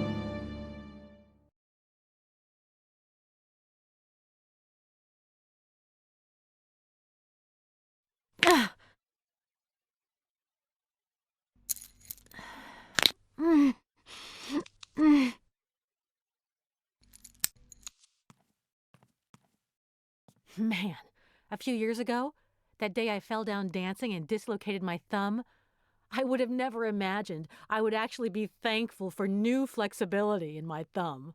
Otherwise, I'd still be stuck in those handcuffs. And as for opening them with a tie pin, well, we all have a past, but getting back to the present. I can't escape or I run the risk that Tarantula will make Gabbo and Judge Whitley pay for it. So I guess all I can do is try to ask for help. But how? And from who? I'll just take one. Citrus Splash Extreme Juice. How lame. It's empty.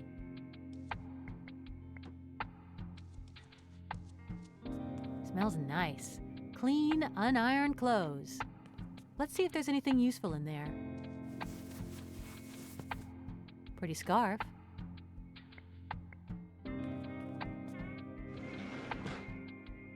Just what I imagined. This is where they throw their dirty laundry so their maids can wash it downstairs. I had to escape from a hotel room by jumping down one of those chutes once, because outside the door there was... oh, never mind. I slid down the chute for at least 50 feet, and I fell into a tank full of bags of dirty laundry. Didn't get a scratch or bruise, it was so soft. Okay, but while I'm at it, I have emptied every single one on the shelves to make sure the bucket was nice and full.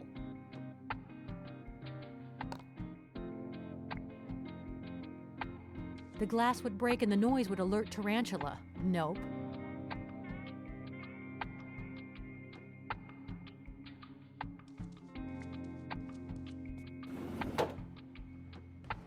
Looks like the same bum we saw when we got here. Assuming he's just asleep or drunk, I've clearly found someone to ask for help now. This isn't going to be easy, though, since he's at least 10 floors down. And if I yell, Tarantula will hear me before that bum does. That sounds good. A juice bath will certainly wake that bum up. But then what? I still won't be able to communicate with him to ask for help, and if I don't say anything, waking him up will have been a waste of time.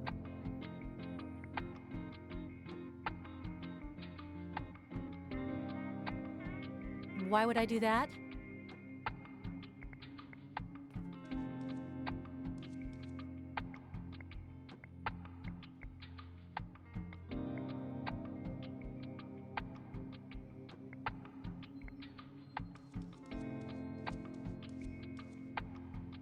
It's brand new. Iron it? I think not, but... Call the cops.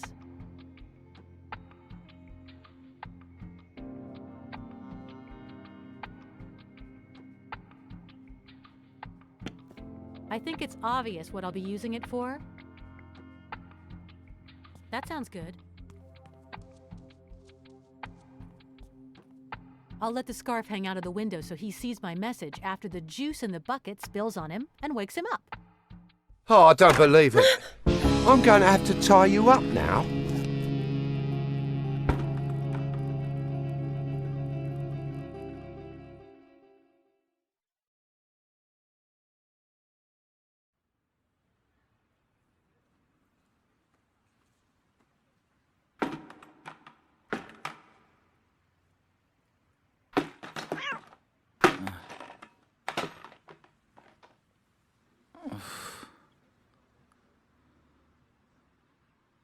Nice slap across the face I took from that mastodon with the sign. I better watch out if I plan on climbing up there again. Since I don't feel like having another homeless individual slap me upside the head again, I shall try the diplomatic approach. Hey, you, lummox, come out if you feel like it. Lay off the insults, pal. I haven't dissed anyone here. Haven't dissed anyone? You slapped me across the face harder than Bud Spencer. And I shall repeat that gift for you, pal, if ever you try to prance into my office again without an appointment. By the way, do me a favor and call me by my nom de plume, Mr. Tom Finnegan, scriptwriter. Scriptwriter? Have you written the script of any real movies? Too many, pal. So many I don't have any ideas left in my head. You're out of ideas? Hey, I have tons of them. Oh, no. Here we go. Why is it everyone thinks we scriptwriters will be interested in other people's ideas? 'Cause you don't have any of your own? Pal, your reasoning is flawless. Let your imagination flow, pal. A dorky guy's driving along and hits a girl being chased by the Sandretti Mafia clan. I don't know. That could be golden chicken material. Pal, please be so kind.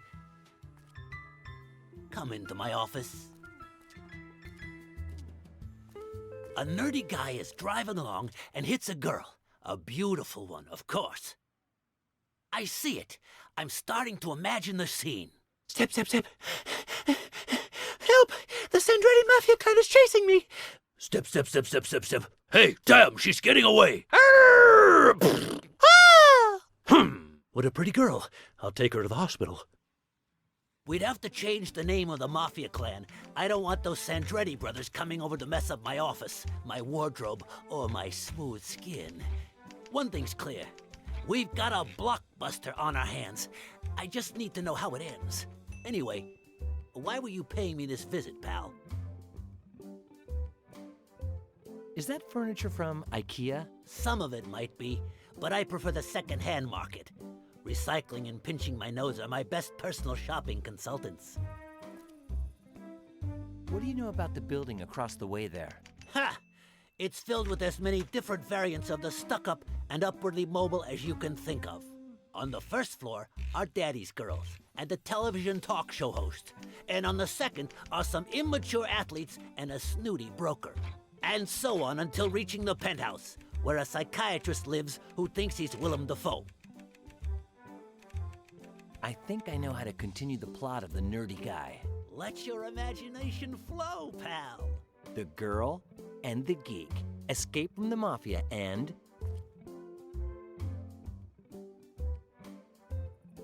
they meet 3 drag queens who are lost in the desert. That's been done a million times, but it might work. I see it. I'm starting to imagine the scene. 3 damsels? Ooh, what a stud. Hop in our bus, big boy. Step, step, step. Come here, there's a great view. Yes, this is a great view. There could be a big audience for that. Then what? The Sandrettis find them again. They run away and reach...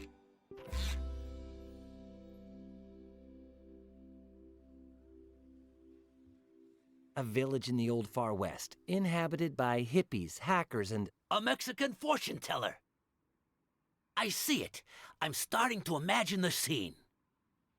Gee, what a swell town. I'll remember it as long as I live. Wee-wee-woo. He's gonna see that crazy Indian fortune teller. Come, I'll show you the real chicken ritual. That's all I need. With this material, I've got enough to write a masterpiece. It'll take me 3 or 4 months to finish up the plot, a few more to polish it, and 6 weeks to iron out the dialogue. Thanks for your help, pal. The golden chicken awaits us. Thanks for all your help. Thank you for visiting, pal.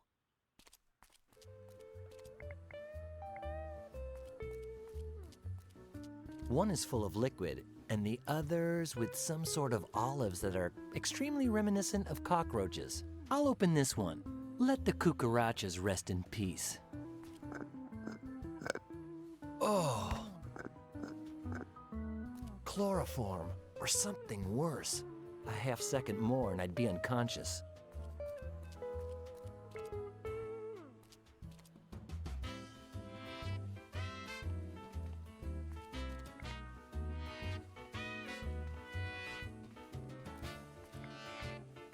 Let's see if it works.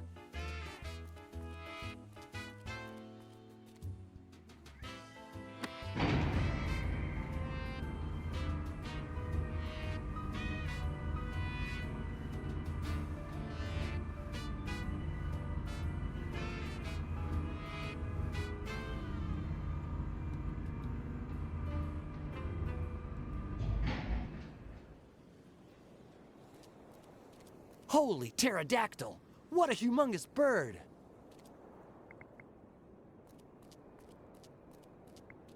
Judging by its amazing height and the electrical storm brewing, I wouldn't be surprised if it were struck by lightning at any moment.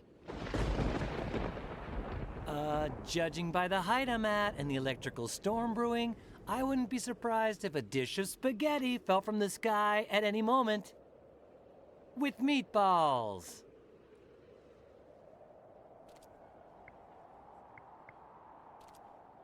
Not too shabby at all. Looks like crazy people are quite a profitable business. But I've got to get over there no matter how.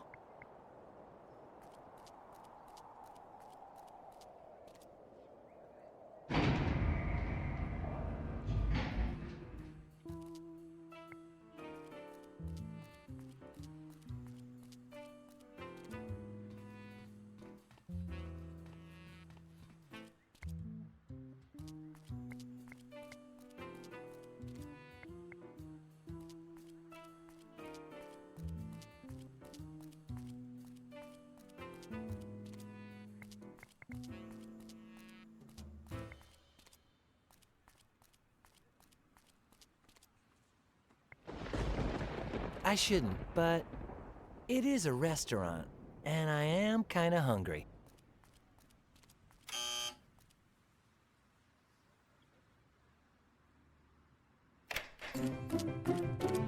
Hold your horse feathers. Somebody's knocking at the door. But... No one. People are so rude these days.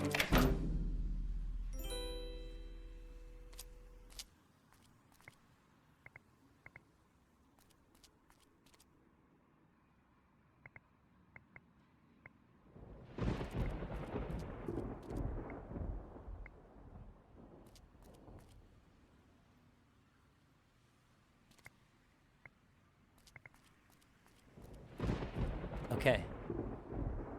It's similar to the one stevedores use to lift stuff.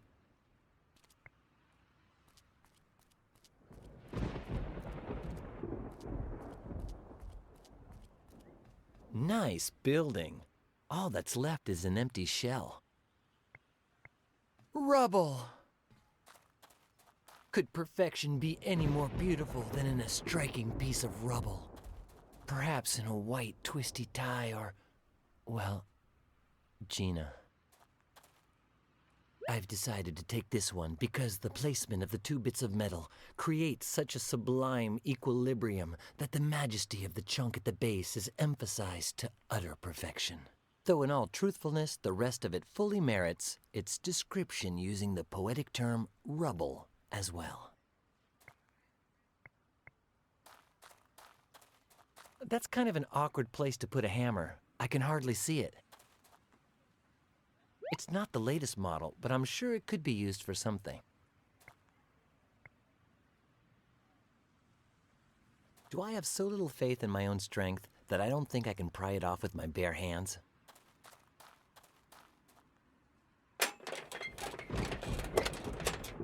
Presto. Let's see how this works.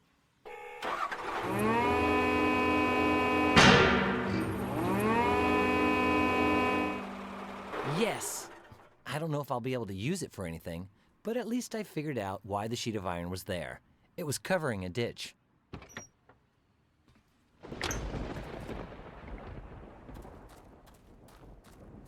I can't see very far down, but...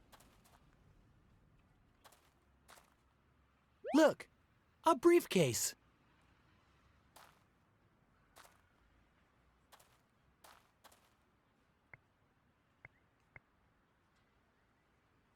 Wow! A blowtorch! That could come in handy.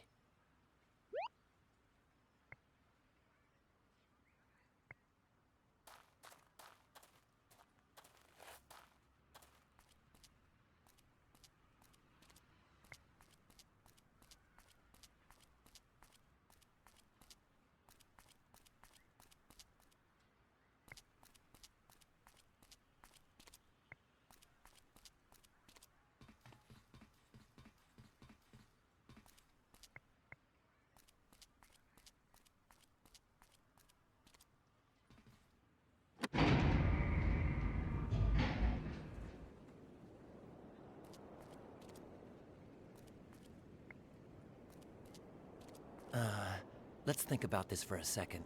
Its left leg is loose at the top.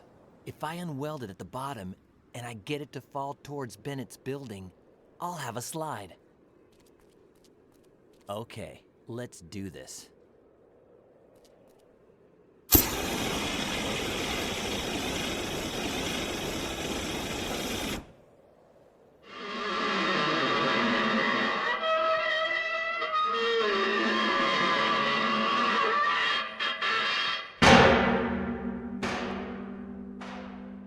Darn, it's short by a couple of feet. I'll lower the elevator just in case.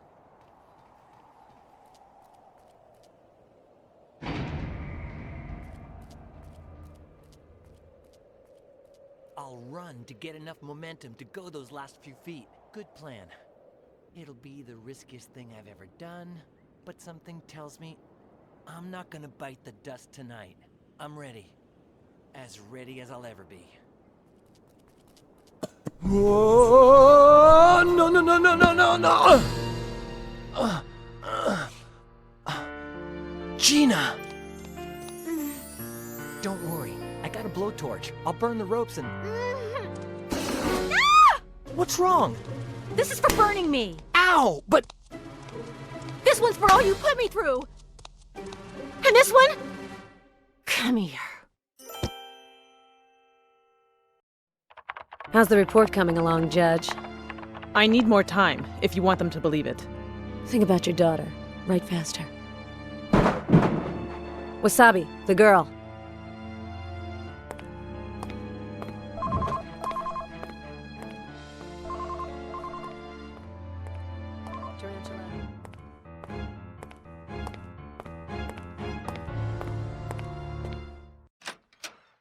Oh, you've disappointed me, my darling. Not so good with ropes, huh? False alarm, everything's cool. I just arranged to meet with the buyer of the Transonite. Move it. Right away, feel me.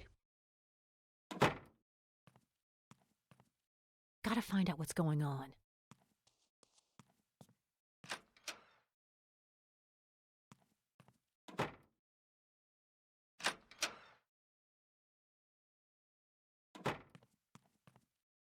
This is some major news. I gotta tell Brian. I hope he didn't get hurt.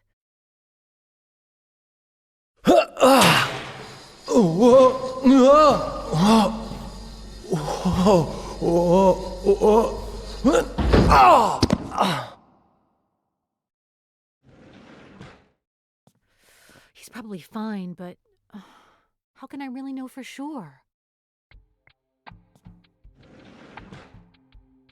Brian? You there? Nothing. He's so far down he can't hear me. But if I scream louder, Tarantula is sure to hear me again. I'll take 2. They're empty, but they may be useful for something. Who knows?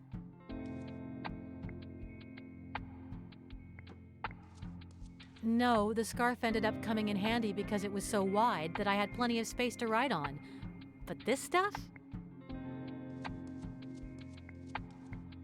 No, besides the scarf, I didn't see anything I'd take.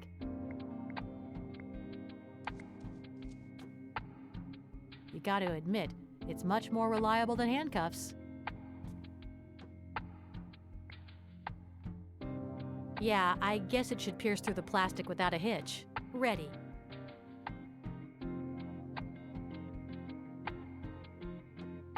Not that I listened much in school, but a while back, Brian told me about this dumb thing I keep remembering ever since.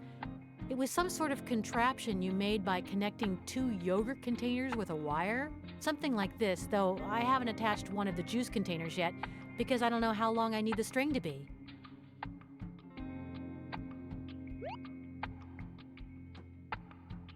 That's it? You're really inspired today, girl.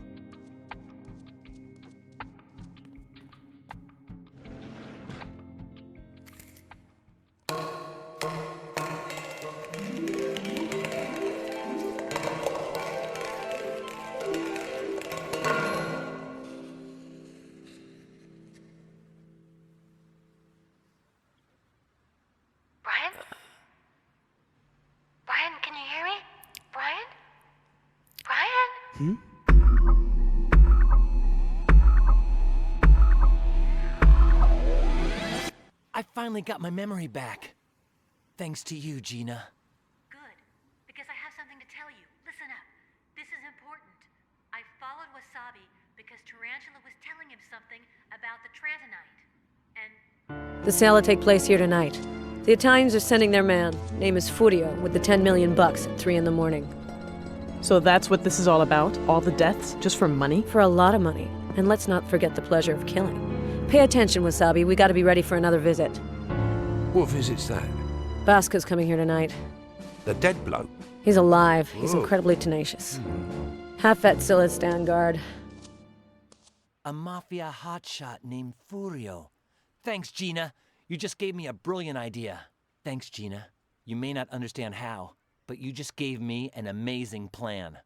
I don't, huh? So why do you think I told you about it? Okay. Calm down. I'll take it from here.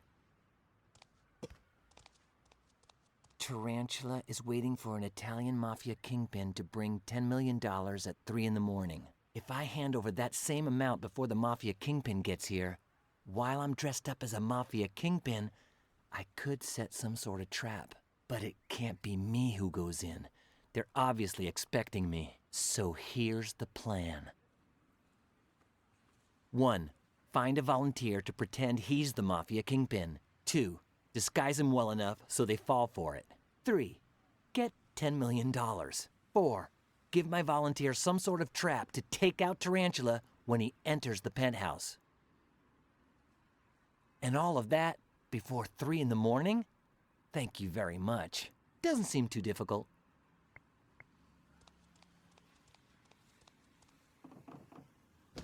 Probably leads inside the building.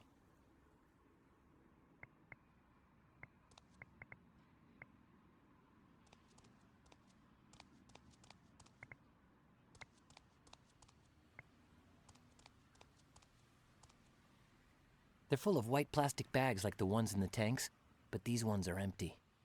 And as far as I'm concerned, they can stay right there.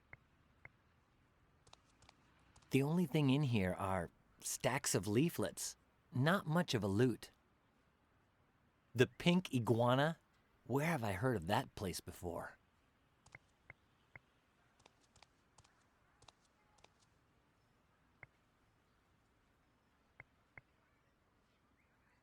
Hey, it's not a rag. It's a scarf with strange markings. Call the police. Yeah, sure. Just what I need to do right now.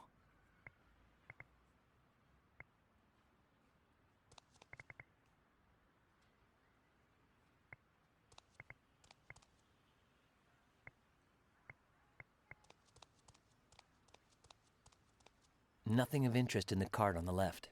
But on the right, there's a suit. Pants, jacket, shirt, tie, but it's really wrinkled. It's clean, but it looks like someone took a siesta on top of it. Great idea. Done.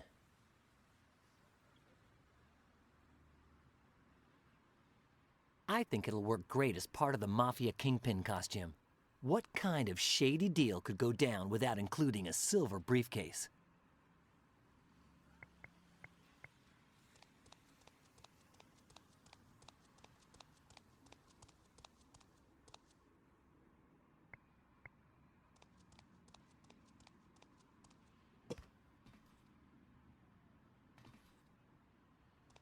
Gina, everything okay? Yes, Brian.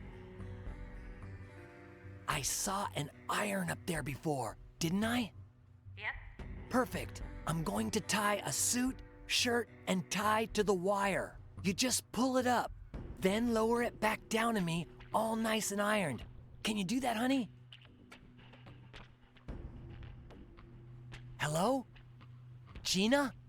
You there?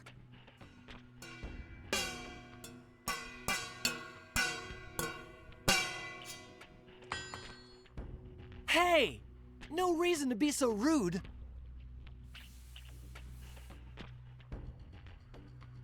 Hey, I didn't do such a bad job. The best part is that with this and the silver briefcase, I now have a complete Mafia Kingpin costume ready to go.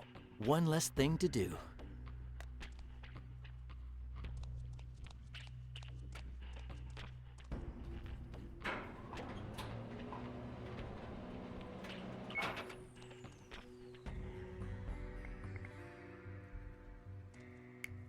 I've got it.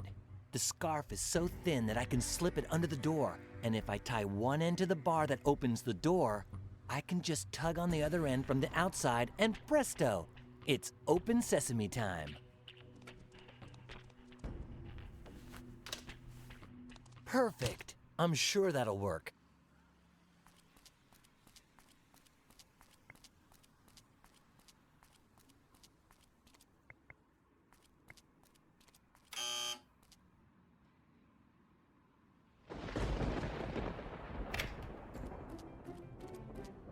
My deepest thanks for allowing me to enter your humble abode.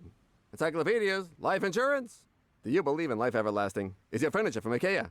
By the way, allow me to introduce myself. Jonah Johnson, unemployed actor and acting waiter. With whom do I have the pleasure? Brian Basco. My mistake. No pleasure at all. How can I help you, my friend? The way you talk reminds me of someone. It's my job. Comes with the territory. Since Crypt Planet is a movie-themed restaurant, we waiters are all undiscovered actors who wait on tables while imitating known actors. This week I've been assigned a role as a Marxist actor of the Grouchian subset. It's much easier than being myself, especially with all the available documentation.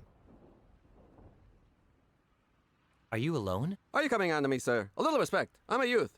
I'm a little lost lamb. And if you're on the lamb, you ought to leave me alone. Get out of here. The restaurant's closed and I'm by myself. I have to wait for the drunkard at table 23 to wake up before I can go home.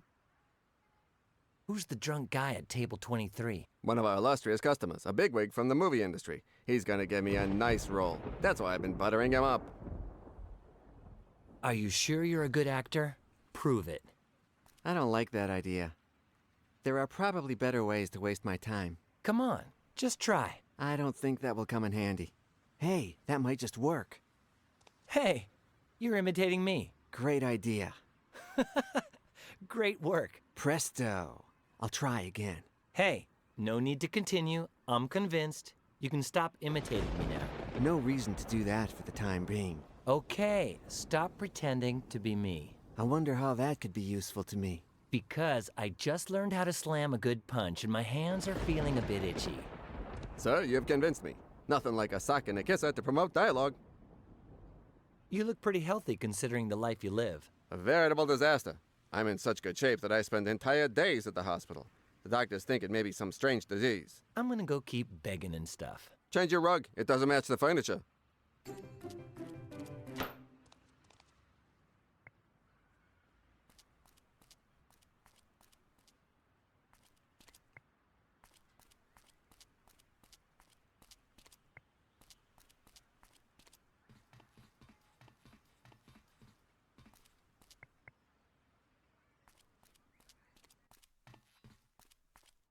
Hey, Tom. What do you need? I need a volunteer to play the role of the Italian mafia thug. Don't look at me, pal. My talents as a performer are zero. You know, we script writers are frustrated actors, and actors are just crappy waiters. Can we go over everything we've done on the Nerdy Guy script? Let's see.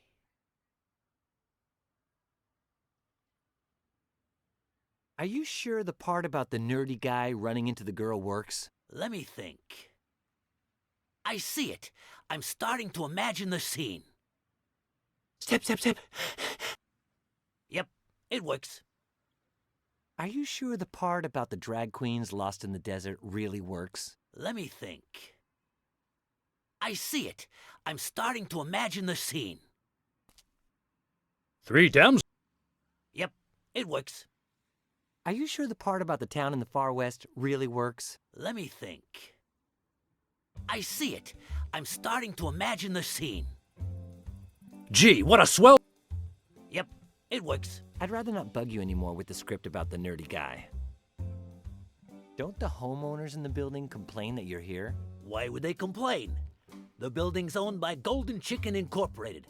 I've won 2 chickens, even though one was wickedly stolen from me.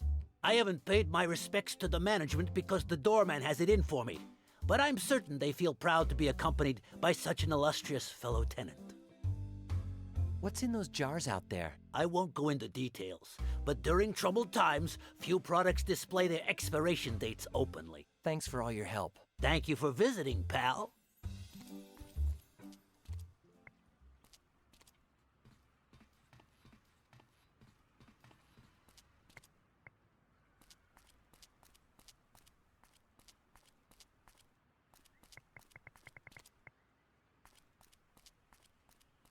That's the dining area in a restaurant. Looks empty.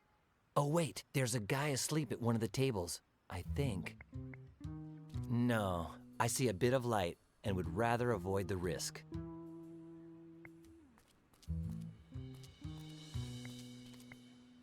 It's open just a crack. No, I see a bit of light and would rather avoid the risk. Well, actually, it's not a window. It's just a thick glass panel that doesn't open or close.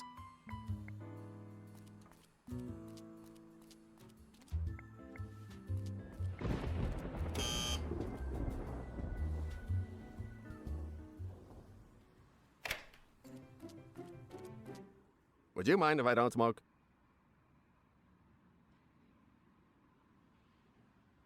Oh, mamma mia, your papa is dead, and your grandpapa is dead. Your great-grandpapa is dead. Your great-great-grandpapa dead. Your great-great-great-grandpapa, he too, dead. All dead. Perfect. Now listen up. I need you to play a starring role as Furio, the Italian mafia kingpin, and hand $10 million over to Tarantula, a psychopathic, ruthless mercenary. A piece of cake, but the script. I am a method actor, you know. Without the script, I have no confidence. And without the confidence, I cannot act. And if I cannot act, the mercenary, she cut my little jewels of the familia off of my little body. And with my little jewels of the familia cut off, oh, mamma mia. Okay, I'll get you a script then. We got a deal? Someday I'll ask you for a favore. In the meantime, yes, get me the script. Well, it seems getting my hands on a script will be easy. That's the dining area in a restaurant. There's a guy asleep at one of the tables, I think. No, it seems as if there are some customers left, and I don't want them seeing me. It leads to the inside of Script Planet.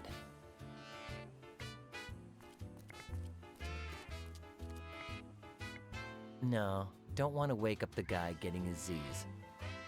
That's the dining area in a restaurant. There's a guy asleep at one of the tables, I think.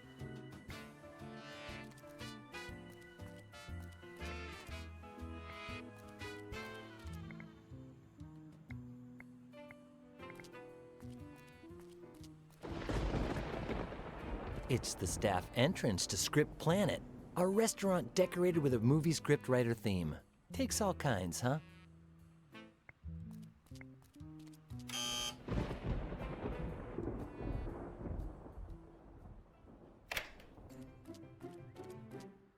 Brian Basco. Why, that's the silliest name I've ever heard. It suits you to a T.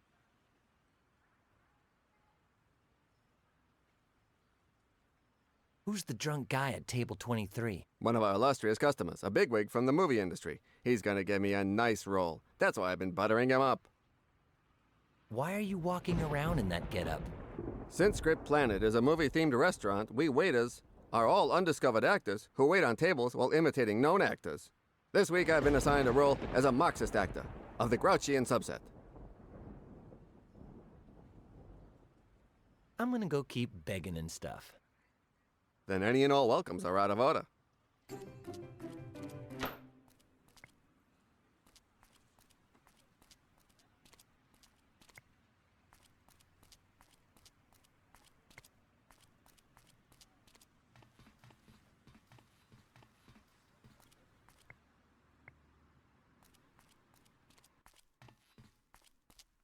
Hey, Tom. What do you need? I found the perfect buyer for the script about the nerdy guy. But we hardly even sketched it out. Our buyer wants me to write a scene for him that he thought of. Shoot. Here we go again. Back with the old creative producers. What does the scene involve? Furio, an Italian mafia thug, goes into Tarantula's lair 'cause she has a precious stone called Trantonite. In exchange for the stone, Furio will give her $10 million. And the dramatic tension. Where's the dramatic tension? The appointment was at 3 in the morning, but Furio arrived way early because he's kind of a nervous type. So Tarantula wasn't comfortable with the whole affair, and Furio had to convince her he wasn't an imposter. That would work. Okay. How many golden chickens do you see on my desk? 1. Good eye, pal. When you see 2, I'll write the scene for that producer. In the meantime, I'll stick to polishing the plot. I've got to narrate. What is this silliness about the golden chicken? It is not silliness. It is theft. You've seen 5,000 Ways to Say I Love You, right? Of course. It won a golden chicken. It's a classic. And what a script. Thank you very much, pal. Yours truly here authored it. You wrote 5,000 Ways to Say I Love You? But they've made sequels and a series and... You should be filthy rich. Yes. But someone stole my script and kept the chicken, the money, and the recognition. Who stole your script for 5,000 Ways to Say I Love You? I can't remember his name. A novice of a writer. A boozed-up clown who was always falling asleep after lunch, no matter what greasy spoon he was in. Thanks for all your help. Thank you for visiting, pal.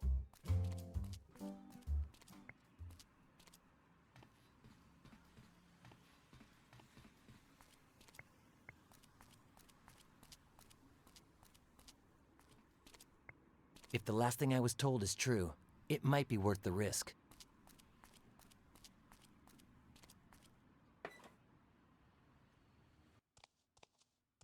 There's my chicken.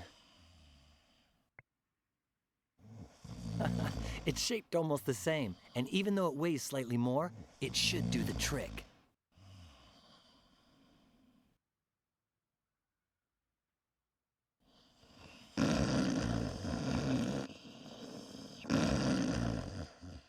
Shoot, he almost woke up. The piece of rubble is nearly perfect for switching with the golden chicken. Too bad it doesn't weigh a tiny bit less. Just call me Brian Angelo.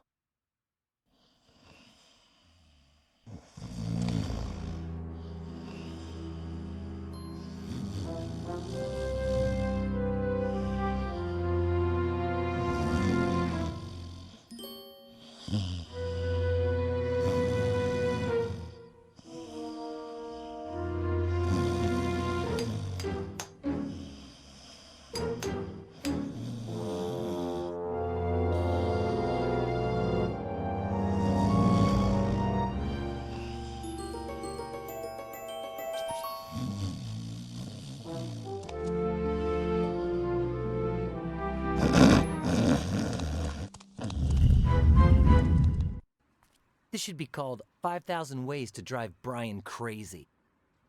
But the payback is always worthwhile in the end.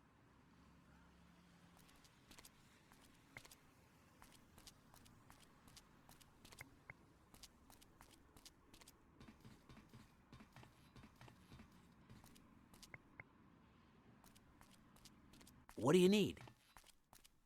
I need to tell you that I see 2 golden chickens on your desk.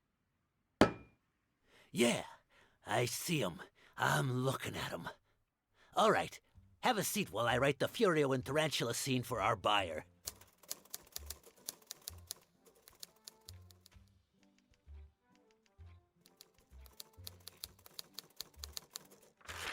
Mister, you've got your script here. Go, look, take, speak with, use with. The eternal questions, huh? Thanks, Tom. I'll make good use of it. Perfect. Thanks to this, Jonah will help me out for sure. And the best part is that my anti-tarantula plan is getting closer and closer to being complete.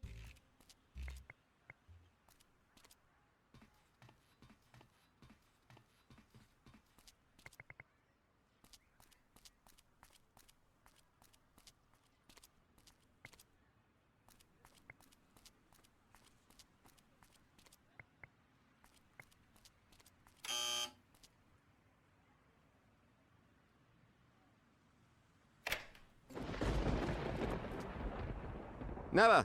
Not on your life. Not in a million years. By the way, what were we talking about? I have a script. I'll give it to you in a while, and we'll rehearse, okay? May I answer no? If so, I would prefer to say yes. Jonah Johnson, just here to help you. How's the food at Script Planet? Okay? Sir, you are talking about the best restaurant in New York City. If you find another that's more expensive, we'll charge you the difference. I'm gonna go keep begging and stuff. You really can't help yourself, can you?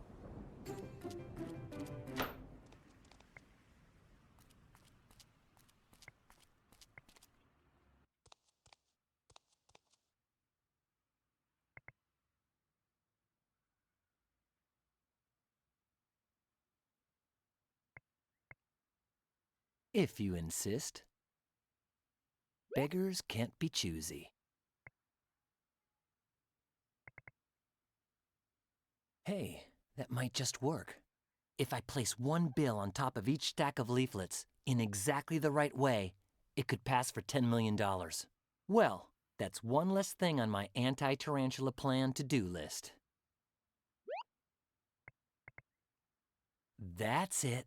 I think it's becoming clearer and clearer to me just what the tarantula trap could consist of. But I've got to put on the old thinking cap again. Done.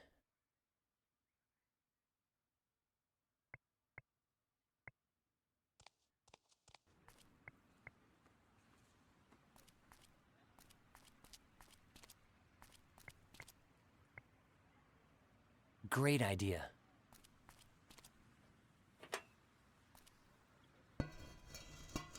There's something down there. Looks like an anti-gas helmet.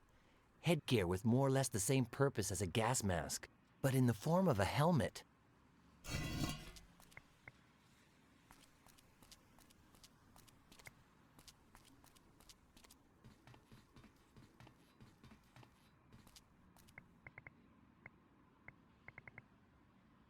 Good plan. I'll spray the leaflets with the chloroform, and when Tarantula opens up the briefcase, she'll immediately faint.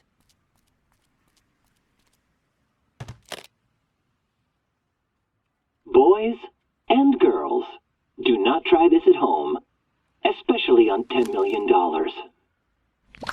Cool. I realize now that I've got the costume, the $10 million, and basically everything for the perfect trap. All I have to do is get the anti-gas helmet to Gina and dress up my volunteer. Here we go. The time has come to put my plan into action. You look awesome, Jonah. I'm sure they'll fall for it. Sir, perfection is my only defect. No, Jonah. Remember, you're supposed to be Furio. Mamma mia! I almost put my foot in the mouth of myself!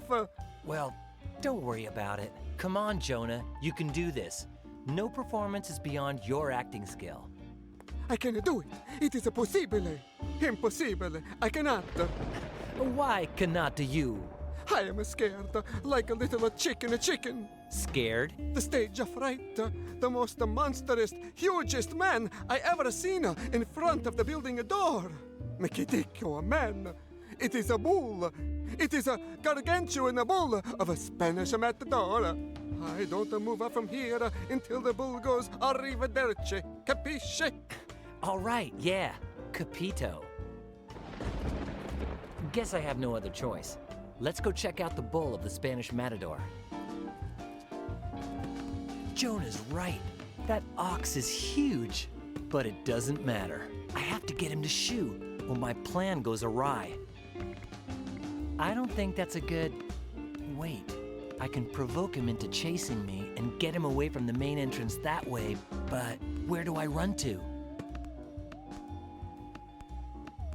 Maybe I could lock him up in there. I won't know, though, unless I go there and give it some thought. Yeah, that's a good idea. Beyond the shadow of a doubt, one of the most brilliant ideas I've come up with in years. Come on, let's get this over with. Hey, Fatso! You waiting for somebody? It's me, Brian. Brian Basco.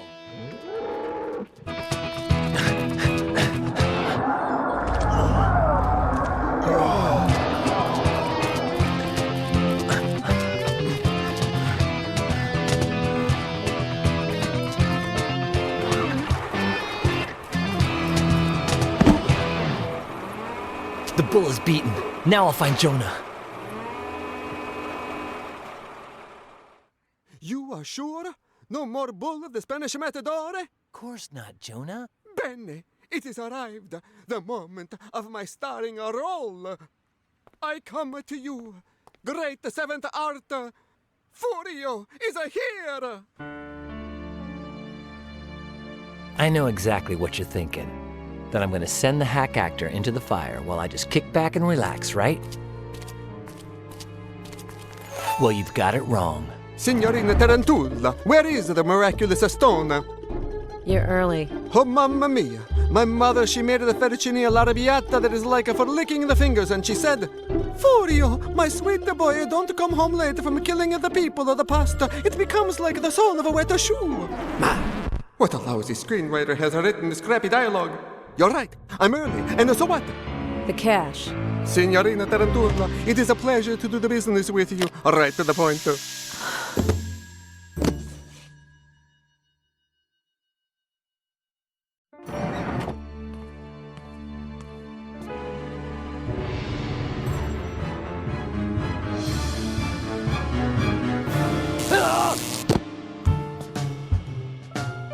Bad hair day. Miss Palmer, nice dress. I owe you my life, and especially my daughter's. Consider yourself a free man, Mr. Basco. Tomorrow I'll make it official. Now, there's a lot of work to be done. The police are on their way. Is anyone going to come untie me? You have the right to remain silent. Anything you say can and will be used against you.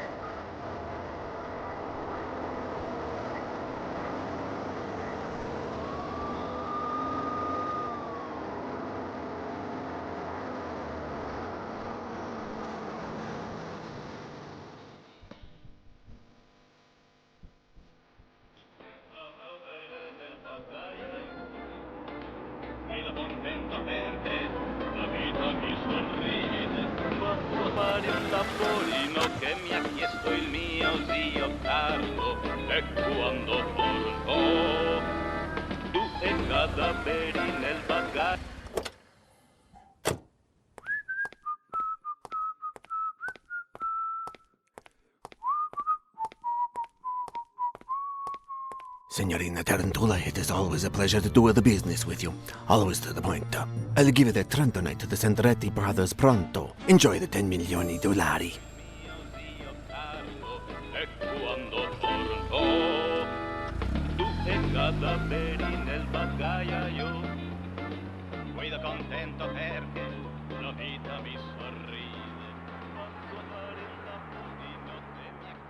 Are you impressed? We robbed the Sandrettis for the second time. It could become our specialty, till they find out it's just volcanic rock. One thing. How'd you get in here? It was easy. I started a telepathic conversation with Alpha, who disintegrated my body and sent my particles to a parallel dimension where Bennett was living on the ground floor. Then he reintegrated them, returning me to our dimension and... This is not the detonator! Knock it down at the door! Ragazzi! Run! Time is running out, fading across the blur. There's no hope if we stay here. Run away with me from this minded world. We'll be there if we stop. Time is running out, fading across the blur. There's no hope if we stay here.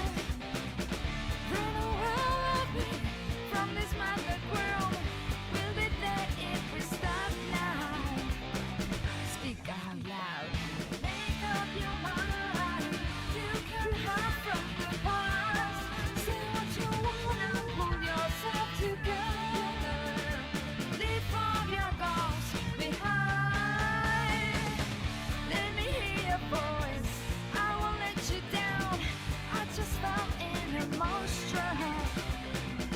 Run away with me from this maddening world. We'll be there if we stop right now.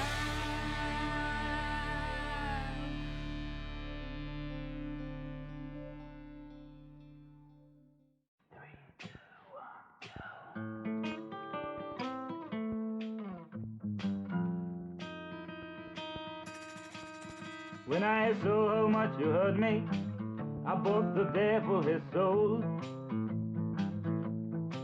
When he saw how much I love you, the devil sold me his soul. Now my dear, I can't do nothing but hate, and all my hate is for you. I bought the devil his soul.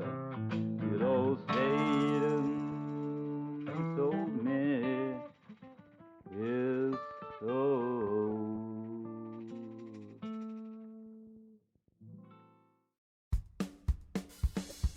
Ho un cadavere nel bagagliaio, guido contento perché la vita mi sorride. Vado a fare un laborino che mi ha chiesto il mio zio Carlo, e quando torno... Intolerable, unendurable, insufferable! This game is even worse than the previous one. It's got tons of pixel hunting and more bugs than that entomologist in Chapter 3. The plot's impossible to follow. The puzzles are all completely unbelievable. The dialogue couldn't be any duller. The drawings look like they were doodled by some cross-eyed artists, and the colors remind me of bubblegum. The characters have got too much texture. The visual effects look like kindergartners did them. The animations were just thrown together. And the music, it sounds like some synthesizer from the 80s. To sum it all up, I love it. They don't have me locked up in a loony bin for nothing, right?